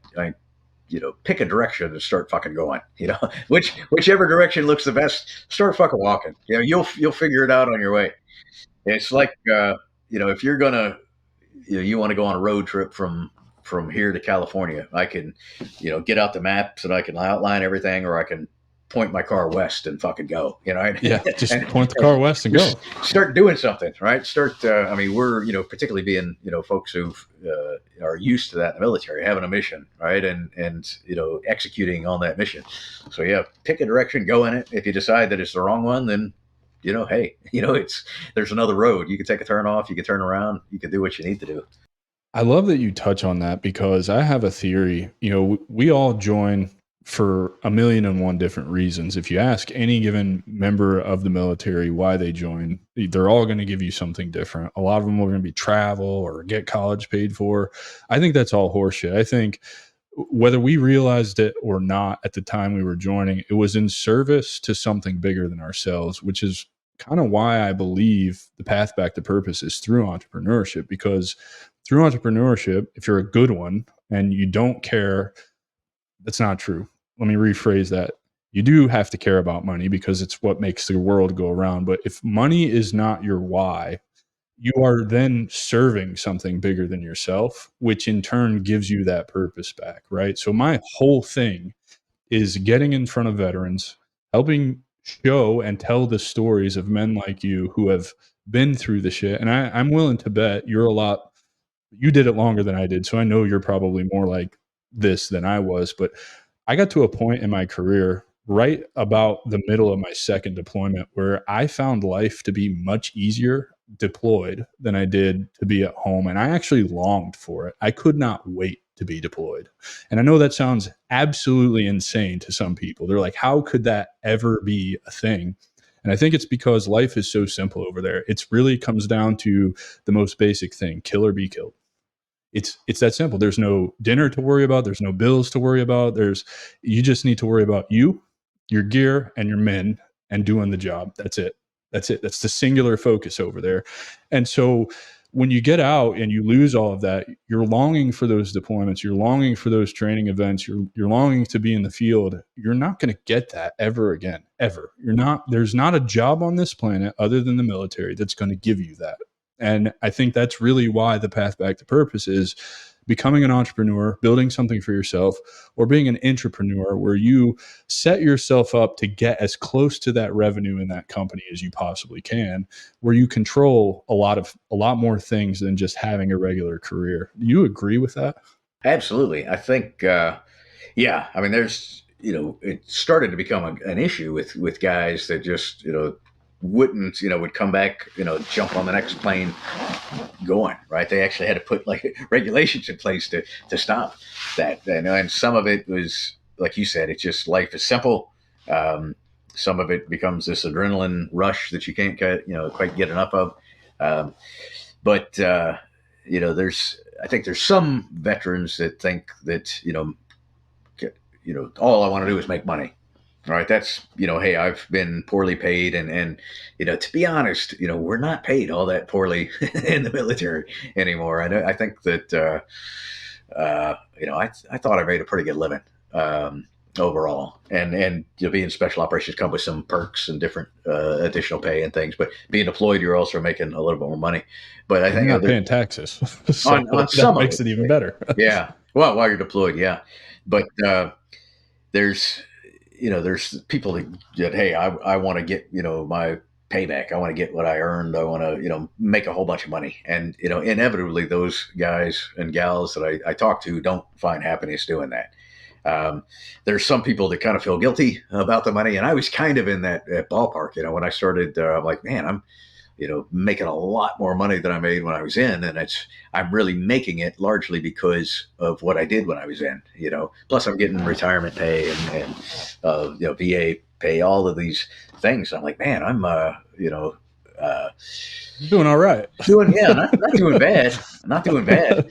But then you especially you realize that hey, if I can work for myself, I can kind of set the bar. You could decide. There's really a friend of mine talks a lot about, and it's changed a little bit with, kind of since COVID and the telework, but you've got, where you want to live is like another Venn diagram. There's where you want to live, what you want to do, and how much money you need to make.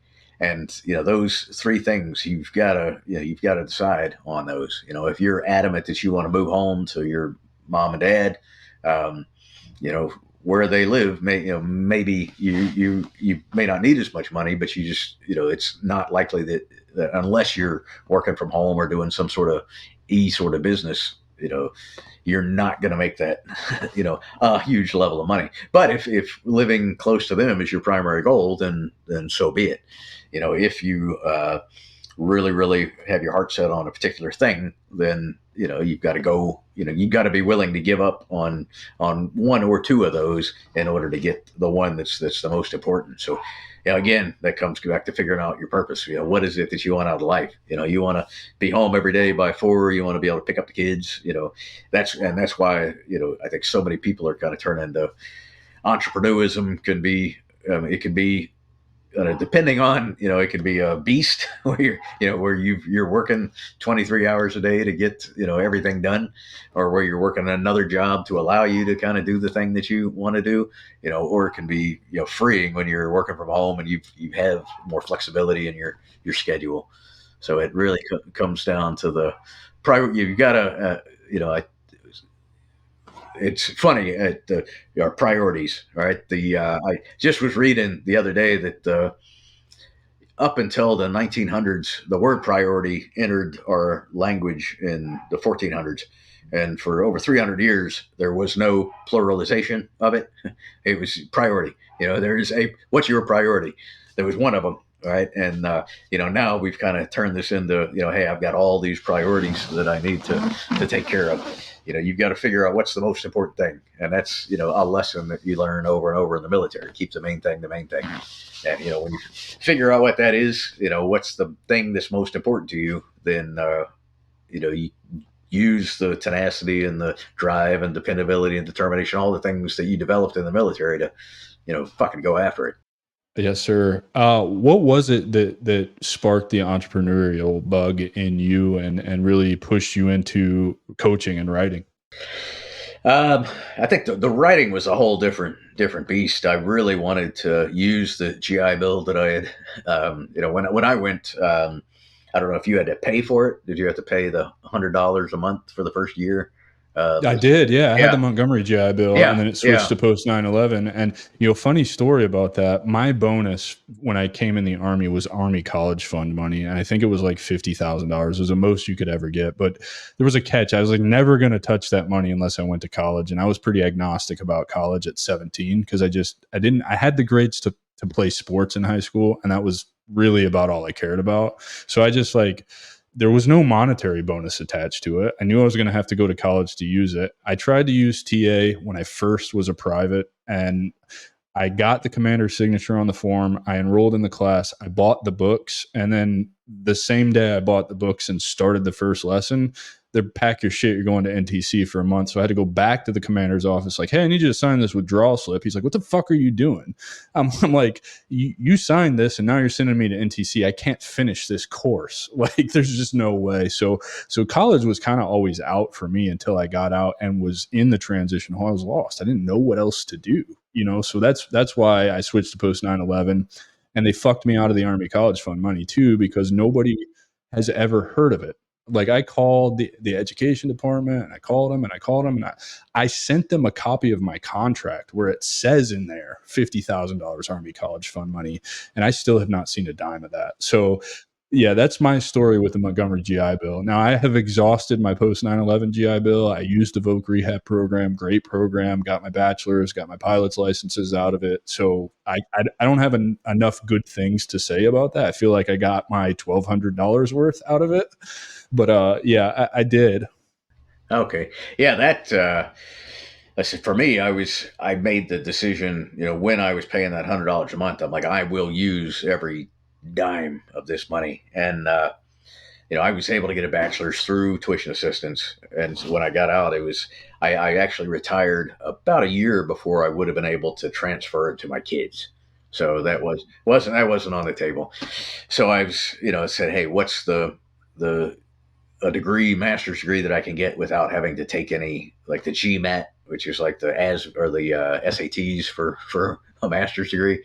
I did not trust myself with math or with anything else, and it was a liberal arts degree, and it wound up that it just happened to be mostly what they were offering was literature classes, and that kind of rekindled a love of reading and writing.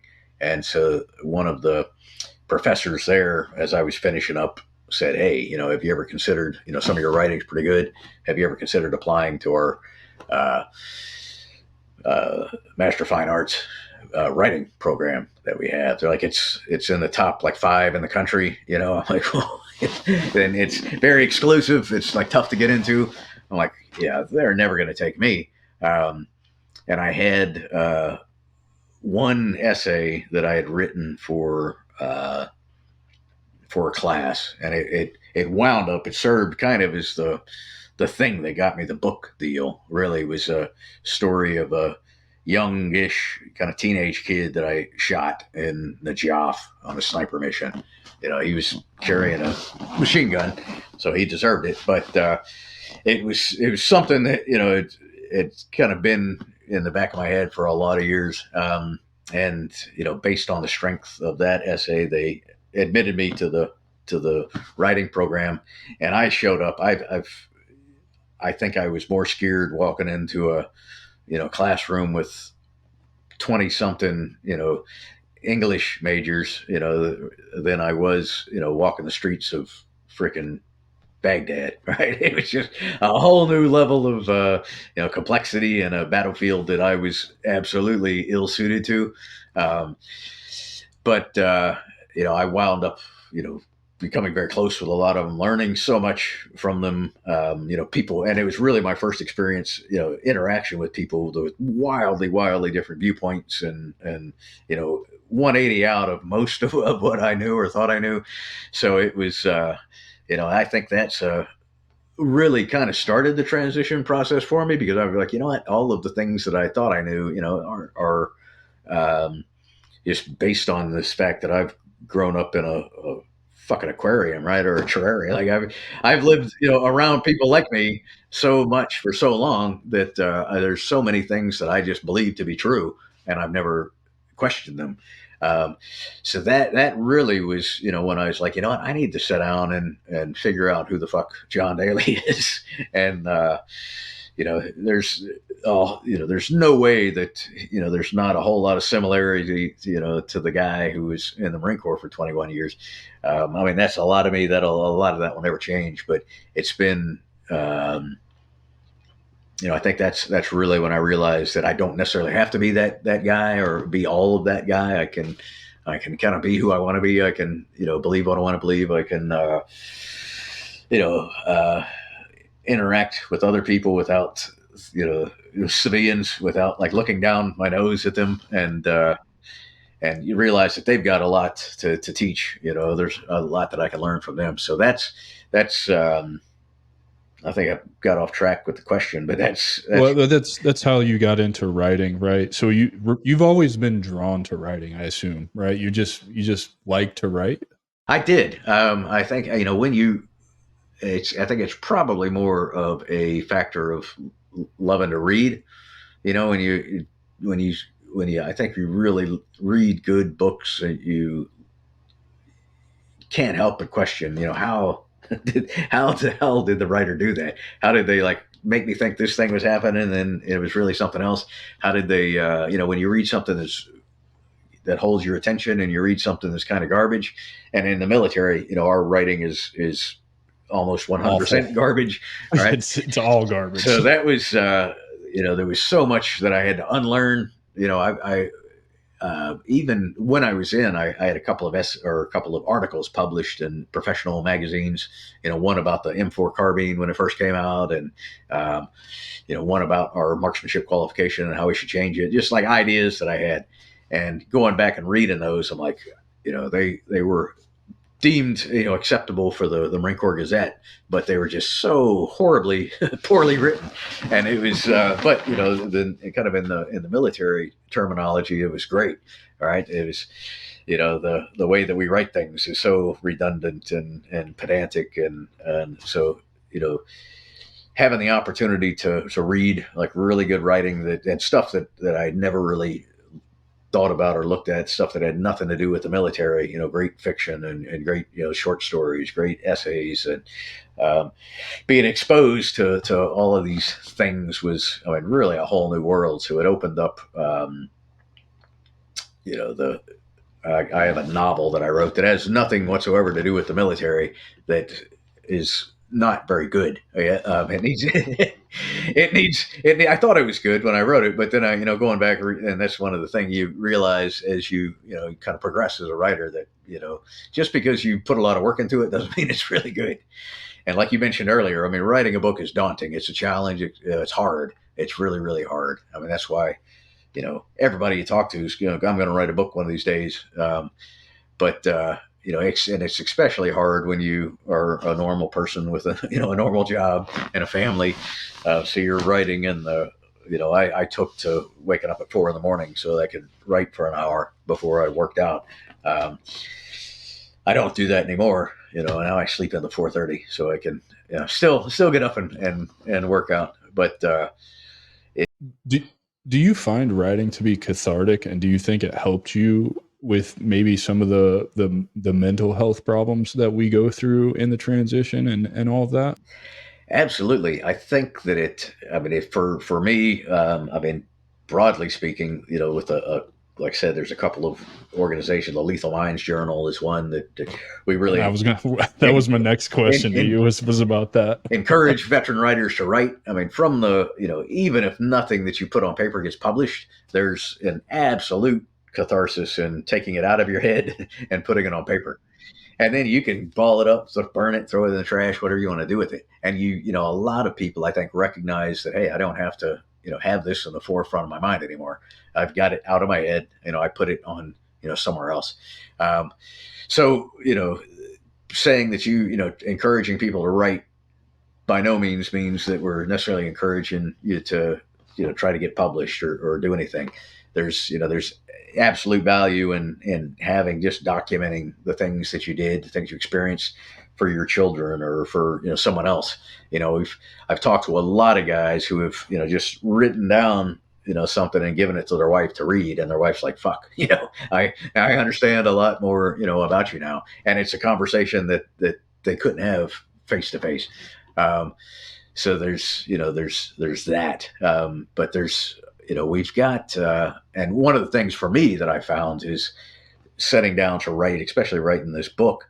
There's so many things that I'd forgot that really, once you start digging, you start digging in, you're like, oh, wait a minute. Yeah, that happened and this conversation. And it's amazing. All of that information stays in your head, right? It's there. It's piled over with extraneous crap.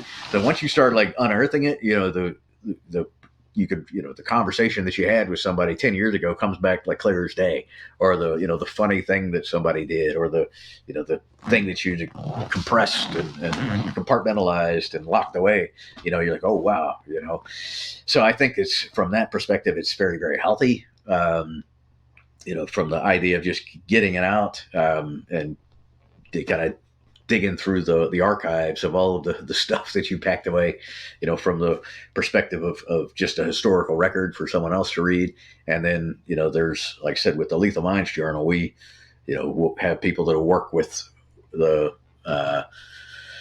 veterans, write something, if it's not polished, or it's bad, we'll go back and forth and work with them on it, and say, hey man, let's get this point. We will not quit on you, right? Let's get it to the point where we can publish it. And it's kind of cool to see, once that happens, you see something with your byline on it, your name on it in a magazine. I mean, that's a pretty awesome feeling. Yeah, you need to get your boy Aaron on that. He is such a gifted writer. I've had the privilege of reading some of his stuff since our trip to Peru. He was my roommate down in Peru, and man, I know that guy. He reads. I think that's really all he does is read. Like, he's got this gorgeous bookshelf full of just off the wall books that you probably never even heard of, but he is such a gifted writer. And it's just funny to see that parallel between both of you kind of going the same path and being writers. And then also, you're doing the Lethal Minds Journal. You've got, what is it? Ruck the Fuck Up. I think that one's probably pretty cool. And my point with the writing is, not only is it like a modality for therapy, right? Like, in the holistic healing space, journaling, I don't really like to call it journaling, but you're writing just in general, just sitting down, and even 25 minutes, it's so therapeutic and it can do so much for you. I choose to do voice notes mainly because I can't read my own handwriting. I write in what I call prinsive. It's a combination of print and cursive. I don't even think they teach cursive anymore, but I have like my grandmother's handwriting. I could never read her handwriting either, but voice notes is how I get my stuff out, and I can then take those and transcribe them or whatever. But there's also another element to writing.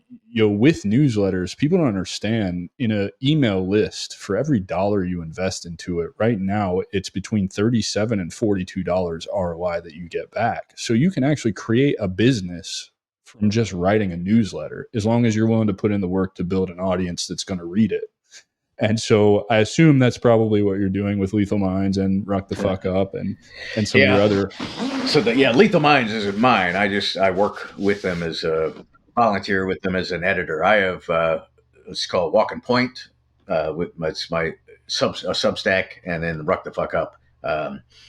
Started with Walking Point, and that's really just, there's so much of what we do in the military that translates into life, just analogies of being on a patrol and life as a patrol, navigation, finding your way and finding your purpose and all of these things. So I just try to kind of tell little stories that hopefully people find useful. And then in all of my spare time, I lead rucks with Go Ruck. And I'm just a huge believer in being a tough, rugged bastard and having a strong back and hard feet. And, one of the best ways to do that, and one of the ways I do, a couple of times a week, is throw a heavy ruck on and go. And that, it's opportunity to think. It's kind of meditative, certainly. And it keeps you in shape. All right. So the Ruck the Fuck Up, that's kind of about that, about mental toughness, both for the veteran community, but for there's a lot of a lot of other people that read it. But I started both of those because my literary agent explained to me which I was absolutely clueless about all of this, was that if when you go and try to sell a book to a publisher, saying that, hey, I've got a mailing list this big, is some publishers won't look at you unless you have a 10,000 person mailing list.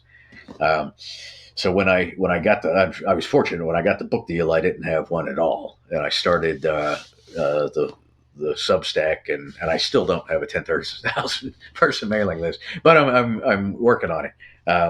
And so I found that I started it kind of with not the an ulterior. I mean, that was the motive. The motive was, hey, I'm going to try to write stuff and get people to like it, and build a mailing list that'll help me with my next book. And I think what I've realized is that a lot of what I'm writing is the next book. So it's going to turn that into the next one. I think will be called Walking Point. And really the idea that obviously in the military, every patrol somebody's walking point. But once we get out, there's you gotta and it's still great. You can have a great team behind you, helping you out. But if somebody else is walking point on your patrol, then you got a problem. You're going to wind up where they're going. And there's so many kind of influencers or whatever who are like, hey man, follow me, follow me. I'll take you someplace awesome. But it's going to be what, someplace that they think is awesome. So it really comes down to purpose, right? Finding your purpose, where, what's your azimuth that you want to be on. And then, it's hard to stay on azimuth. So, how do you gotta develop or find the mental toughness that you had in the military, and to keep yourself on the right azimuth, and avoid the danger areas and ambushes and all the things along the way, and get to your objective and complete your mission. I need to go subscribe to Ruck the Fuck Up, because I don't put a ruck on my back anymore. I just had a back surgery in January, but I do have. I partnered with Gray Group Tactical. They sponsor this show, and they're trying to revolutionize the tactical gear industry, particularly with making carriers and cuts for females who want to get into shooting sports and the tactical games and all of that. And I really love Mark and Chris. They're amazing dudes. I was a mentor to Chris through his Army career when he got out, and even now in business. So that's even more cool to get to do that. But when you talked about doing rucks twice a week to stay in shape, but also the mental catharticism that's there, that's my every morning. If you look at my LinkedIn stuff, even though LinkedIn hates me today, I don't think I hit 100 impressions, that's about 100% less than normal. But I've started just talking head videos on LinkedIn. I call them morning walks, and whatever I'm thinking about, it just makes content creation so much easier for me, because whatever I'm working on in my head, I just tell LinkedIn about it, and man, does it hit. And it's like, this is an example of how self-awareness and mindfulness work together to make you just a better human. And I do that on a 4-mile walk. The first thing I do when I get out of bed every morning. Wow. Yeah, that's, like I said, I work out very early, and it's, sometimes it's a run, a couple days a week, it's a hike, or it's the gym. I mean, that's just a best way to get your day started.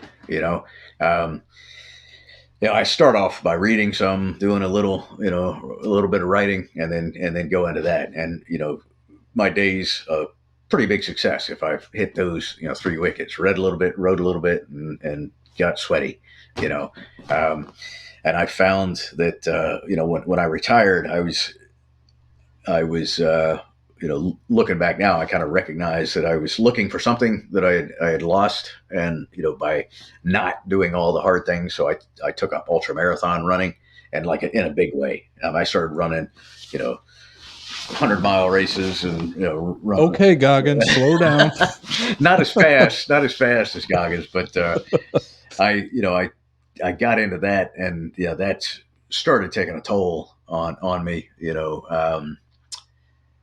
and trying to write, it's very time consuming. If you're running 50, 60 miles a week, that's a huge chunk of time. So I cut that down, and but then started rucking, and I feel like I can think a lot better when I'm moving at 4 miles an hour rather than trying to maintain like 6 to 8 or something. So like you said, I'll come back with tons of voice notes on the phone of thoughts that I've had. And I found that it also, you're trained, especially if you're an infantry guy, that, when you walk, you look down, right? You're looking out for, especially if you're a point man. Like I was, in my formative years as a young guy, I was a point man. I mean, you're looking for tripwires, booby traps, ambush, all these things, being able to go for a walk and just like, actually look up at at everything that's around you, the birds and the trees and is I find it incredibly, like, I'm not really good at, and I wish I was, but sitting down cross-legged meditation. I try to make myself do it, but I find it incredibly, therapeutic and meditative to go. I've got a spot, a little state park that's just a few miles from my house that I'll drive to every Sunday morning. And if I've been in town, I haven't missed a Sunday in like 3 or 4 years, walking the exact same loop. Same thing, man. Every morning I can either go out of my neighborhood, I go left one morning and I go right the next morning, and the turnaround point is like right at 2.35 miles, and then we're back to the house within the hour, like you said, at 4 miles an hour. And meditation, for those listening, it's not just the typical what John just described, like sitting cross-legged quiet in a room with your hands on your knees and your eyes closed. Like, meditation is very much walking outside in nature, listening, being in tune with the sounds that you're hearing. Take your damn headphones out every now and again. I'm not saying you have to do it every day, but listen to the birds, listen to the leaves fall, listen to your dog's feet if you choose to walk with your dogs. And you'd be amazed like how therapeutic it really is. It's huge. I mean, it's being intentional, right? And you can wash dishes and meditate. There's a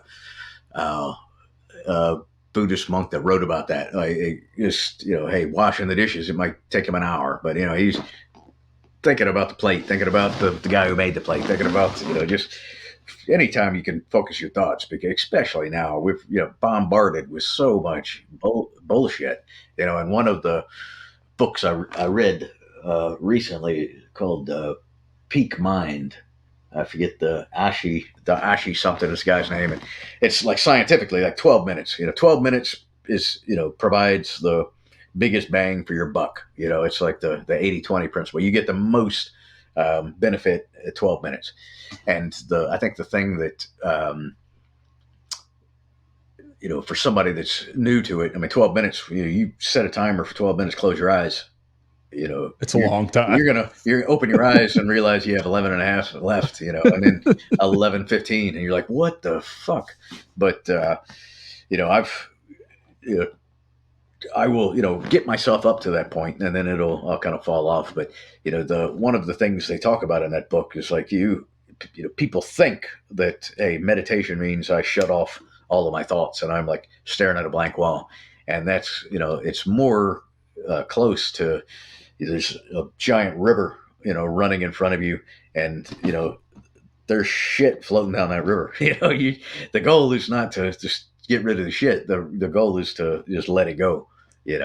Recognize it that, hey, oh shit, I've got to feed the dog. All right, I'll deal with that in 12 minutes. The take out the trash. All of the shit that's in your head. Let it move along, and that's I think that's one of the reasons that people have such a tough time, and I did have a tough time with meditation, is because there's this expectation that you're just instantly, a Shaolin fucking monk or whatever. And that's probably never the case. No, I don't know if you have Netflix. For those listening, Scotty Schneider we just released his episode 2 weeks ago. He's a medicine man. He lives down in Colombia. I had the pleasure of doing an interview with him, and he has become very much a mentor in the plant medicine space to me. But he recommended this show called The Midnight Gospel, and I think it's written by Duncan Trussell, who's a comedian. But if you really want to hear the best kind of theory on how you should meditate, go to Netflix. There's only one season of it. The very last episode. Now, mind you, if you're not into heady shit or you don't participate in cannabis, or you don't believe in plant medicine, or you've never had a psychedelic experience, the visuals are going to be weird to you. So maybe just listen to the episode. But he's having a conversation with his mom. And this episode, man, this one hit me right in the feels, but she explains meditation in one of the best ways I've ever heard it explained. And she presents it in a way so it's palatable for people like yourself who have had trouble with, the traditional sitting down kind of meditation. So I would encourage you, if you just take the 25 or 30 minutes to watch the episode, it's really, really good. And it's really, really informative about meditation. And so my gift to you, if you have some time, sit down and watch that episode of the Midnight Gospel. I want to talk about some of the challenges you've overcome in your post-military career, specifically dealing with imposter syndrome. And you talked about it a little bit earlier, right? Imposter syndrome is not necessarily a bad thing. You got the two assholes sitting on your shoulder, just don't let them drive the car.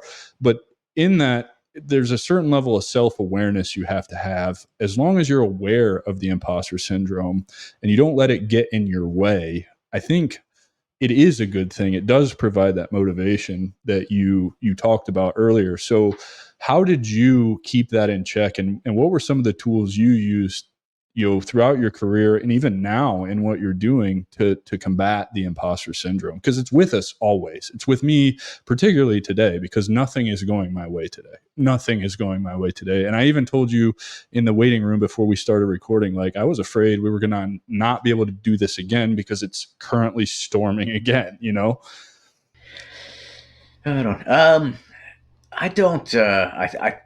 think recognizing, and it took me, like I said, it was long after I retired that I realized that I was not the only one that felt that way.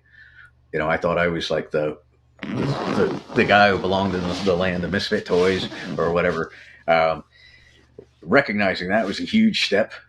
Like I said, going into the writing program, I absolutely, that pushed me, but I felt like I didn't belong there. Right. I felt that, when you look at it from, and I've had these conversations, from everybody else's in the room's perspective, they're like, hey, there's this guy who's not quite, maybe not as old as our dad, but he's pretty old, and he spent his life in special operations. He's like a guy who's killed people. All right. When you're a 20-year-old kid, college kid who's in a liberal arts program or whatever, you would think that would have been intimidating. Right. And it was, but I never for a minute thought that. I was like, man, these kids think I'm an idiot. They're, they know everything. I don't. So I think there's, the idea of having a fixed mindset or a growth mindset. There's a lady, Carol DeWalk, that wrote a book called Mindset about that, and just tons of research. And there's, we sabotage ourselves all the time. Like I did earlier, like I suck at math, and I've said that all my life. And it's borne out because I did poorly in math. Right. And so my teachers probably said, hey, man, you suck at math. My parents were like, yeah, it's okay that you suck at math. You're not going to college. So there's just this sucking at math and being horrible with names. Those are the two, when you tell yourself that, or when you tell yourself you're not good at anything, what you're really doing is giving yourself permission to suck at math, because there's no expectation of good performance. You're like, oh man, I blew that test, but it's okay because I suck at math. Or, it's okay that I don't remember your name, even though I've met you like 12 times. I'm horrible with names. So you're letting yourself off the hook, and you're giving yourself permission to not do good at the thing. So what Carol DeWalk, her research centered around the idea of people that have this fixed mindset. If you're a kid and you're led to believe, or you lead yourself to believe that you're bad at something, then you're going to be bad at it. All right. But if you're as a kid, you view challenges as, or adversity as a challenge to be overcome rather than like a roadblock to stop you, then you're going to be more successful. So I think, I had the good fortune of growing up, like in a other than the math thing, with a family that was pretty supportive, and I really believed that I could achieve anything that I worked really hard at and put my mind to. So I think imposter syndrome for me was this thing like always pushing me forward. And so I think it was beneficial. And I think it really is up to the individual to, you might have to make a shift, if you were grown up a certain way, or you were led to believe that you're not good enough for things. It's just got to shift from, hey, I'm not good enough, to, fuck you. If you think I'm not good enough, I'll show you, I love your explanation for this. It brings me back to episode 4 of the Midnight Gospel. I don't know how he wrote this show, but basically I think what it is it's a podcast that he did just talking to people he's interested in, and then put some really crazy visuals to it and kind of created a story out of it. I really like it, but I'm a weirdo. And so, but in episode 4, he sits down with, I can't remember the name off the top of my head, but he's a man from Arkansas. He ended up getting convicted, spent some time on death row, spent some more time in prison, basically 18 total years in prison. And he practices ceremonial magic. Like, that's his whole life now. But he talks about giving power to things with words. So the example he gives in that episode is, if we don't have to lie about being sick. And, oftentimes we do lie about being sick, right? Like, no, I'm not sick, right? Or yeah, I'm sick as fuck, or whatever it is. But when you do that, like, if somebody asks you how you're doing and you're sick, if you just tell them you're getting better every minute, you're giving power to healing and not power to the sickness. And I think your explanation kind of captures that, right? You didn't give power to the imposter syndrome. You used it as a challenge to overcome. This is adversity. And I know that I can overcome adversity because I've done it a million times throughout my career. This is just another one of those stepping stones I have to get through. And I think that's a great explanation.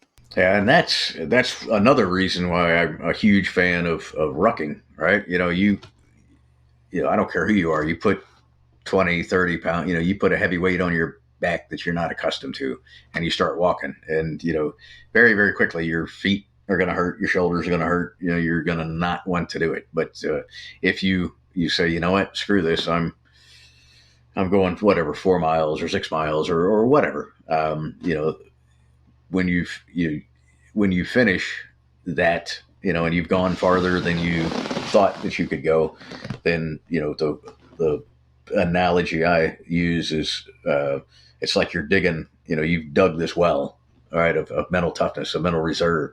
And the next time you come back to it, there's going to be water there. Right. The next time you get to 4 miles, you're going to be like, there's still water in the well. And it's, now I'm going to go 6 miles.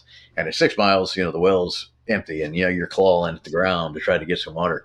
But when you come back and the more we do hard things, I think it absolutely translates from, physical hard things to mental hard things.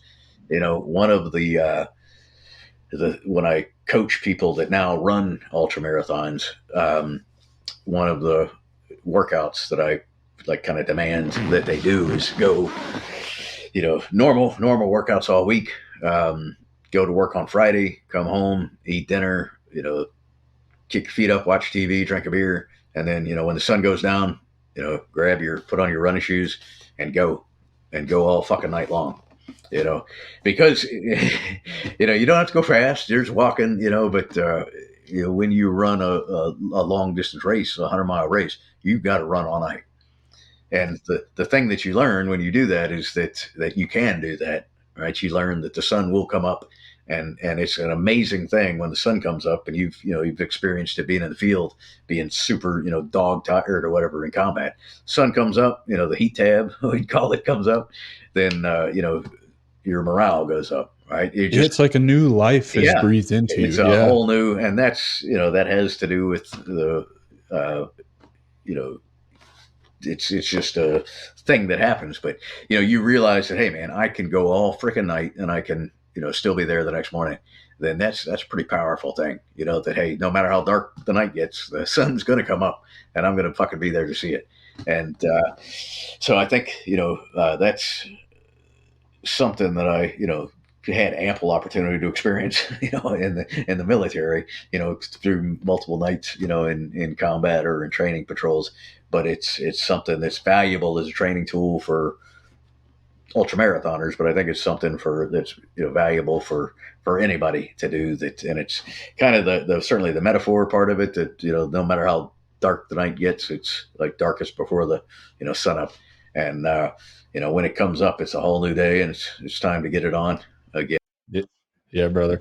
How do you envision the future of your work impacting veterans' lives and the veteran community as a whole? Positively, I hope. I think the little kind of tagline that I came up with for my walk and point business is get better at getting better. And I think that there's, as veterans, all of us have so much to offer. I think there's the segment of the veteran population that gets out and doesn't believe that. They're scuffling. They have the imposter syndrome. They don't know what's ahead for them. There's, not sure that they have the right path, so they don't take any path.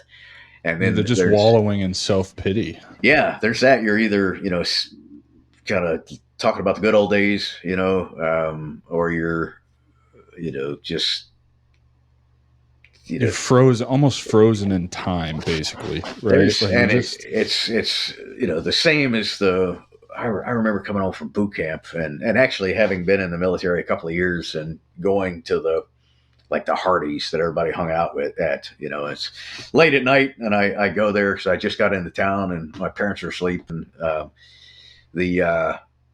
running into some folks that I went to high school with. And there's high school kids like cruising the parking lot, and there's this guy who's trying to get with some high school chick, and he was a big man on campus. In high school he was a football player. It was great, but he was stuck, right? And I think a lot of veterans do that. They get hey, this was the best time of my life. I don't want to let go of it. I'm afraid that there's imposter syndrome that I don't have anything to offer. There's the fear that it's the best of your life has passed you by, and so there's absolutely that cohort there that needs to put themselves out there, and then there's the other group, is smaller probably, but more vocal, that think that they're entitled to something. The bro vets that I call them, that I like that. think that hey, I'm gonna line up and get my everybody needs to be giving me free lunch or free this or that because I served my country, I fought, or I didn't. I was in the military, and that's that's a shame too, because if you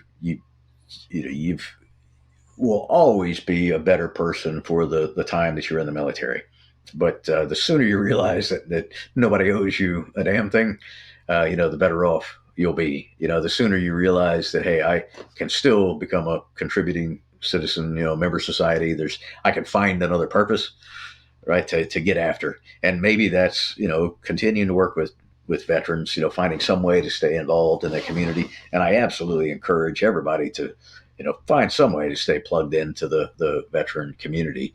But you also, realize that, most of the states, most of our fellow citizens, appreciate, while they appreciate our service, they expect, hey, now we've joined them, we're going to become a productive member of society. And like I said, I learned the lesson that we've got a lot to learn from people that have never served. And that, if we think that the 4 years or 20 years that you did is, more valuable than the guy who was, fixing cars for 20 years or teaching your children for 20 years or, building houses or doing whatever, growing the food that we eat, there's, like any unit, the country doesn't work unless everybody's doing their job.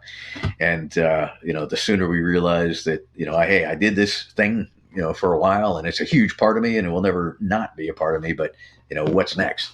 And when we look at what's next as an adventure, an opportunity to experience the magicalness that is our great nation, then the sooner you realize that, the better off you'll be. Yeah, man. There's so much to experience out here. It's beyond your wildest dreams when you just get out of your own way. The opportunity that's been presented to me just from starting this show It's been incredible. It's been awesome. And I could have never imagined, living a life like this, just getting to have conversations with guys like you, like this is so much fun. And, you know, I didn't, for a long time, I was that guy. I wasn't the entitled one, but I was the one that just wasn't moving forward. I was letting my service define who I was because I refused to look inside and figure out who I was. And, that's the important part here. In order to get out of whatever spot you're in as a veteran, wherever you're at, you got to look inside and figure out who you are because you're not who you think you are. Yeah.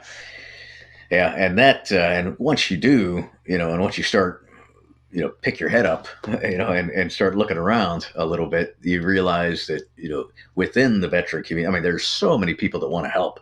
I mean, there's so many opportunities, just, whether it's, help start a business or somebody who's already gone down the road that you're trying to go down that's, willing to talk to you and share the things that they've learned, or, just opportunities to, people to help you with grants for, podcasting equipment or, just, I mean, I don't know. It's, I have the good fortune in my current job to just kind of be on the periphery of a lot of, there's so many people that want to help, veterans get either back on their feet, just, be successful contributing, members of our society. And I think it really comes down to recognizing that you have to make, I mean, it is a transition, it's like, they call it that for a reason. It's a transition from one phase of life to another, and we used to, or other cultures did a much, much better job of really defining those with, ceremony and ritual. And like I said, boot camp is the big ritual. Boom. You were one thing. Now you're another thing. It's like, there's this guy that wrote a lot about Joseph Campbell, right? The hero's journey. You've gone through his metamorphosis into a Marine, when you just freaking 9 weeks ago, you were this pimple-faced, high school kid. The same thing happens now. You've got to, cultures used to do, or, recognize that and have, a way of ceremonially, demilitarizing folks after combat and reintegrating them into society. And, for all of, like I said, for all of the things that the military does and organizations that try to do that, we don't, I think, recognize the gravity of the situation where you're entering an entirely new phase of life. And there should be a ritual, to celebrate it, and some recognition that you're crossing a threshold and you're becoming someone that you were not before. And if you don't, if you refuse to recognize it or can't recognize it, then you're going to have a difficult time, and you're going to continue to go through the same lessons, learn the same lessons until you finally learn it. Yeah, I totally agree, man. Looking forward for you, what are some of the major goals you have, particularly in terms of writing, traveling, and your coaching business? Wow. At some point I'll leave my full-time job working with Marine Raiders, and it'll be a sad day when I do, but I'm absolutely convinced that they don't need me anymore for a long time. That was a part of it, that they really need me. They won't be successful without me, and that's it's been quite a few years that I've realized that's not the case. There's now I need them, but I'm as I start to, get this book out, start working on another book, I want to do that. Absolutely. And I want to start, like you mentioned, public speaking. That's something that's hard, but once you kind of get a foot in the door and you kind of have to do whatever you can to do that, then opportunities start to, present themselves. So I'm, doing more of that, all really centered around the fact of, and it almost sounds, and it is in a way kind of commercialized, but, creating a brand that, hey, what's Walking Point about? What does it do for veterans or for non-veterans? And it's really, like I said, about, helping people get better, getting better, and just taking the lessons that I've been fortunate enough to learn over, a 21-year career, and now 17 years as a servant, of the government, and having the opportunity to work with some of our nation's finest, right? Taking all those lessons and distilling them into things that can help other people succeed and kind of be the best thems they can be. Hell yeah, brother.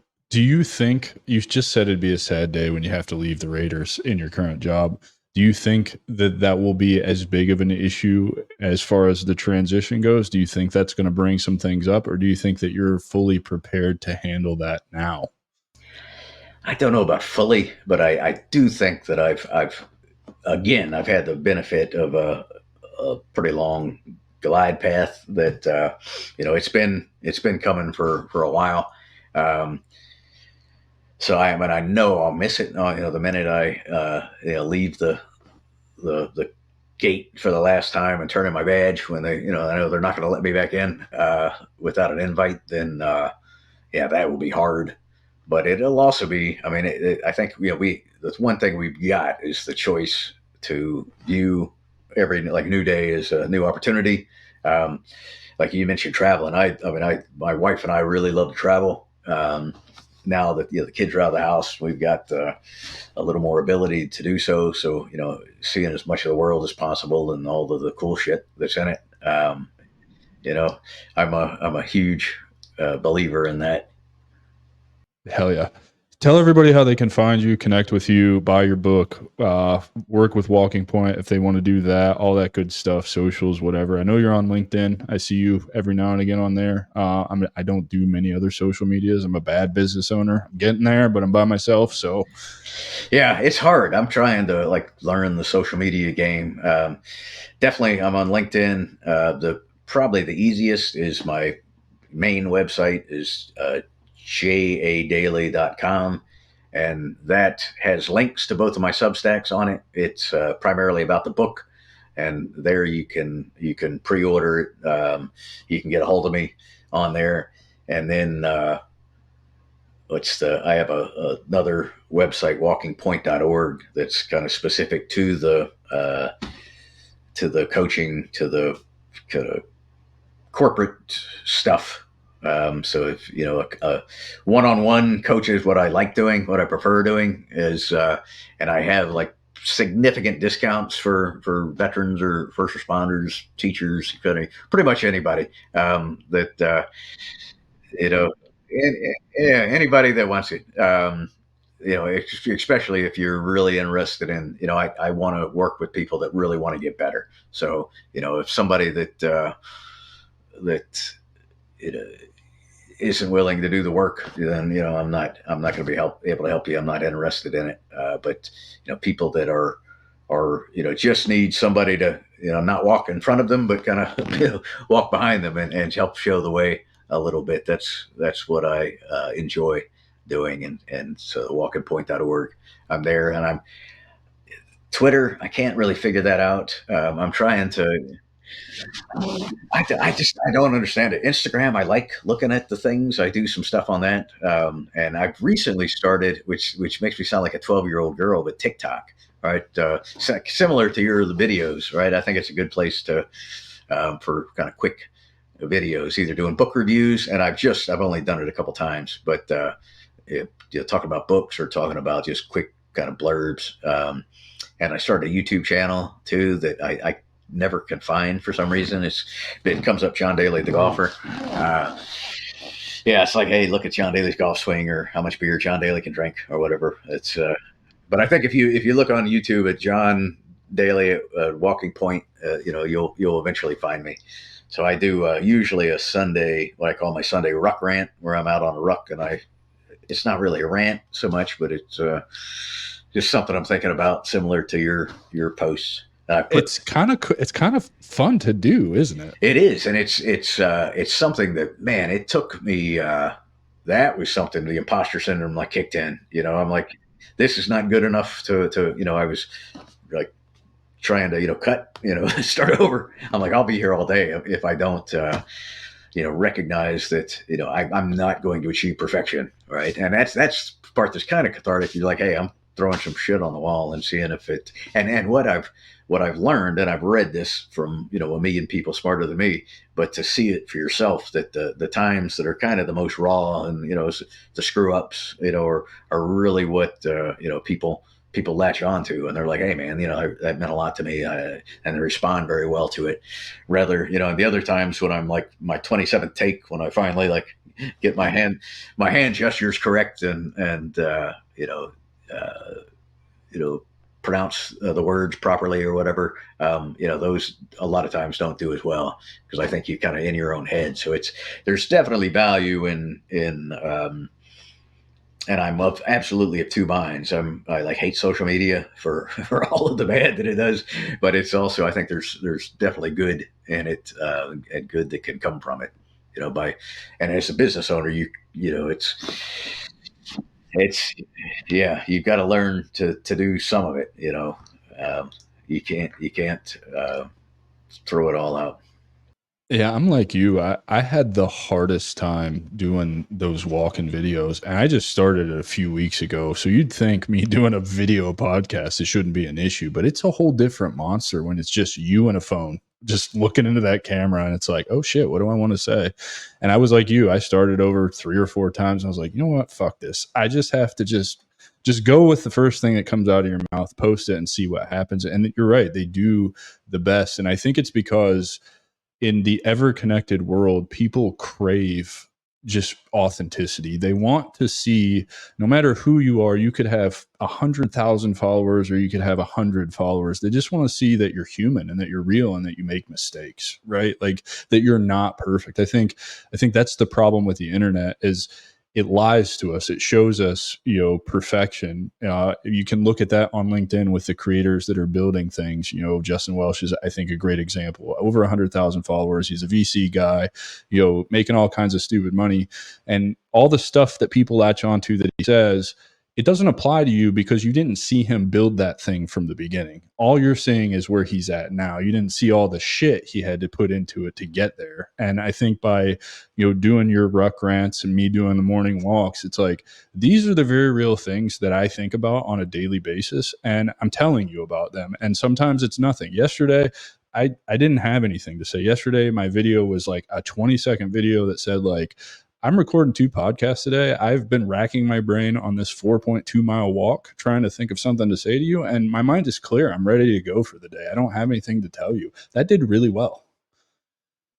So, and then the one this morning was like me talking about networking has been a big theme in my life lately. Everybody I've talked to, suggests veterans advice, start building your network before you get out, which I think is sound advice. And so I put out a thing this morning. My video this morning was about, networking is at the front of my mind, having conversations with people about networking. What if I was to do a LinkedIn Live every morning on my walk where we could talk about whatever you want while we're on that walk, and we'll just put it out to the internet and see what happens? And LinkedIn has crushed it. They will not show it to anybody. So I'm like, I can't figure it out, but I'm just going to keep doing it because that's what it takes to be successful. If you're just consistent and you keep doing it and you stop worrying about how awkward it is, it doesn't matter. You'll get to where you're going. Yeah. And that's, consistency is greater than intensity. I mean, whether it's with social media, whether it's with going to the gym, being the guy that shows up and lifts all the weights on Monday, and then you can't lift your arms on Tuesday, you're not going to do as well as the guy who shows up and, gets a little bit every day. So that's, I think one of the lessons I've learned, with writing, you're not going to sit down and write a book. You're going to have to, chip away at it day after day, with the gym, with rucking, with life, that's, you just get a little bit better tomorrow than you were today. And if you can do that, man, then you kind of got it licked. Hell yeah, brother. Any final thoughts or messages you want to leave the audience with today? Anything that you think we didn't cover here, or just words of wisdom from a guy who's lived an incredible life? Yeah, I think, I mean, the thing that I hold responsible for that is weaponizing your curiosity. I would just be fucking curious, man, about everything. And if you can't do that and have a bad day, all right, you can't do that and think that your life is over after you leave the military. You can't do that and not wonder what's around the next corner or what's coming up tomorrow. So that's probably the one trait that I would say has been responsible for 99% of my success. Is just always wondering what if, and I think that served me well, and I think it's something that won't steer you wrong. Hell yeah, brother. Ladies and gentlemen, I give you John A. Daly.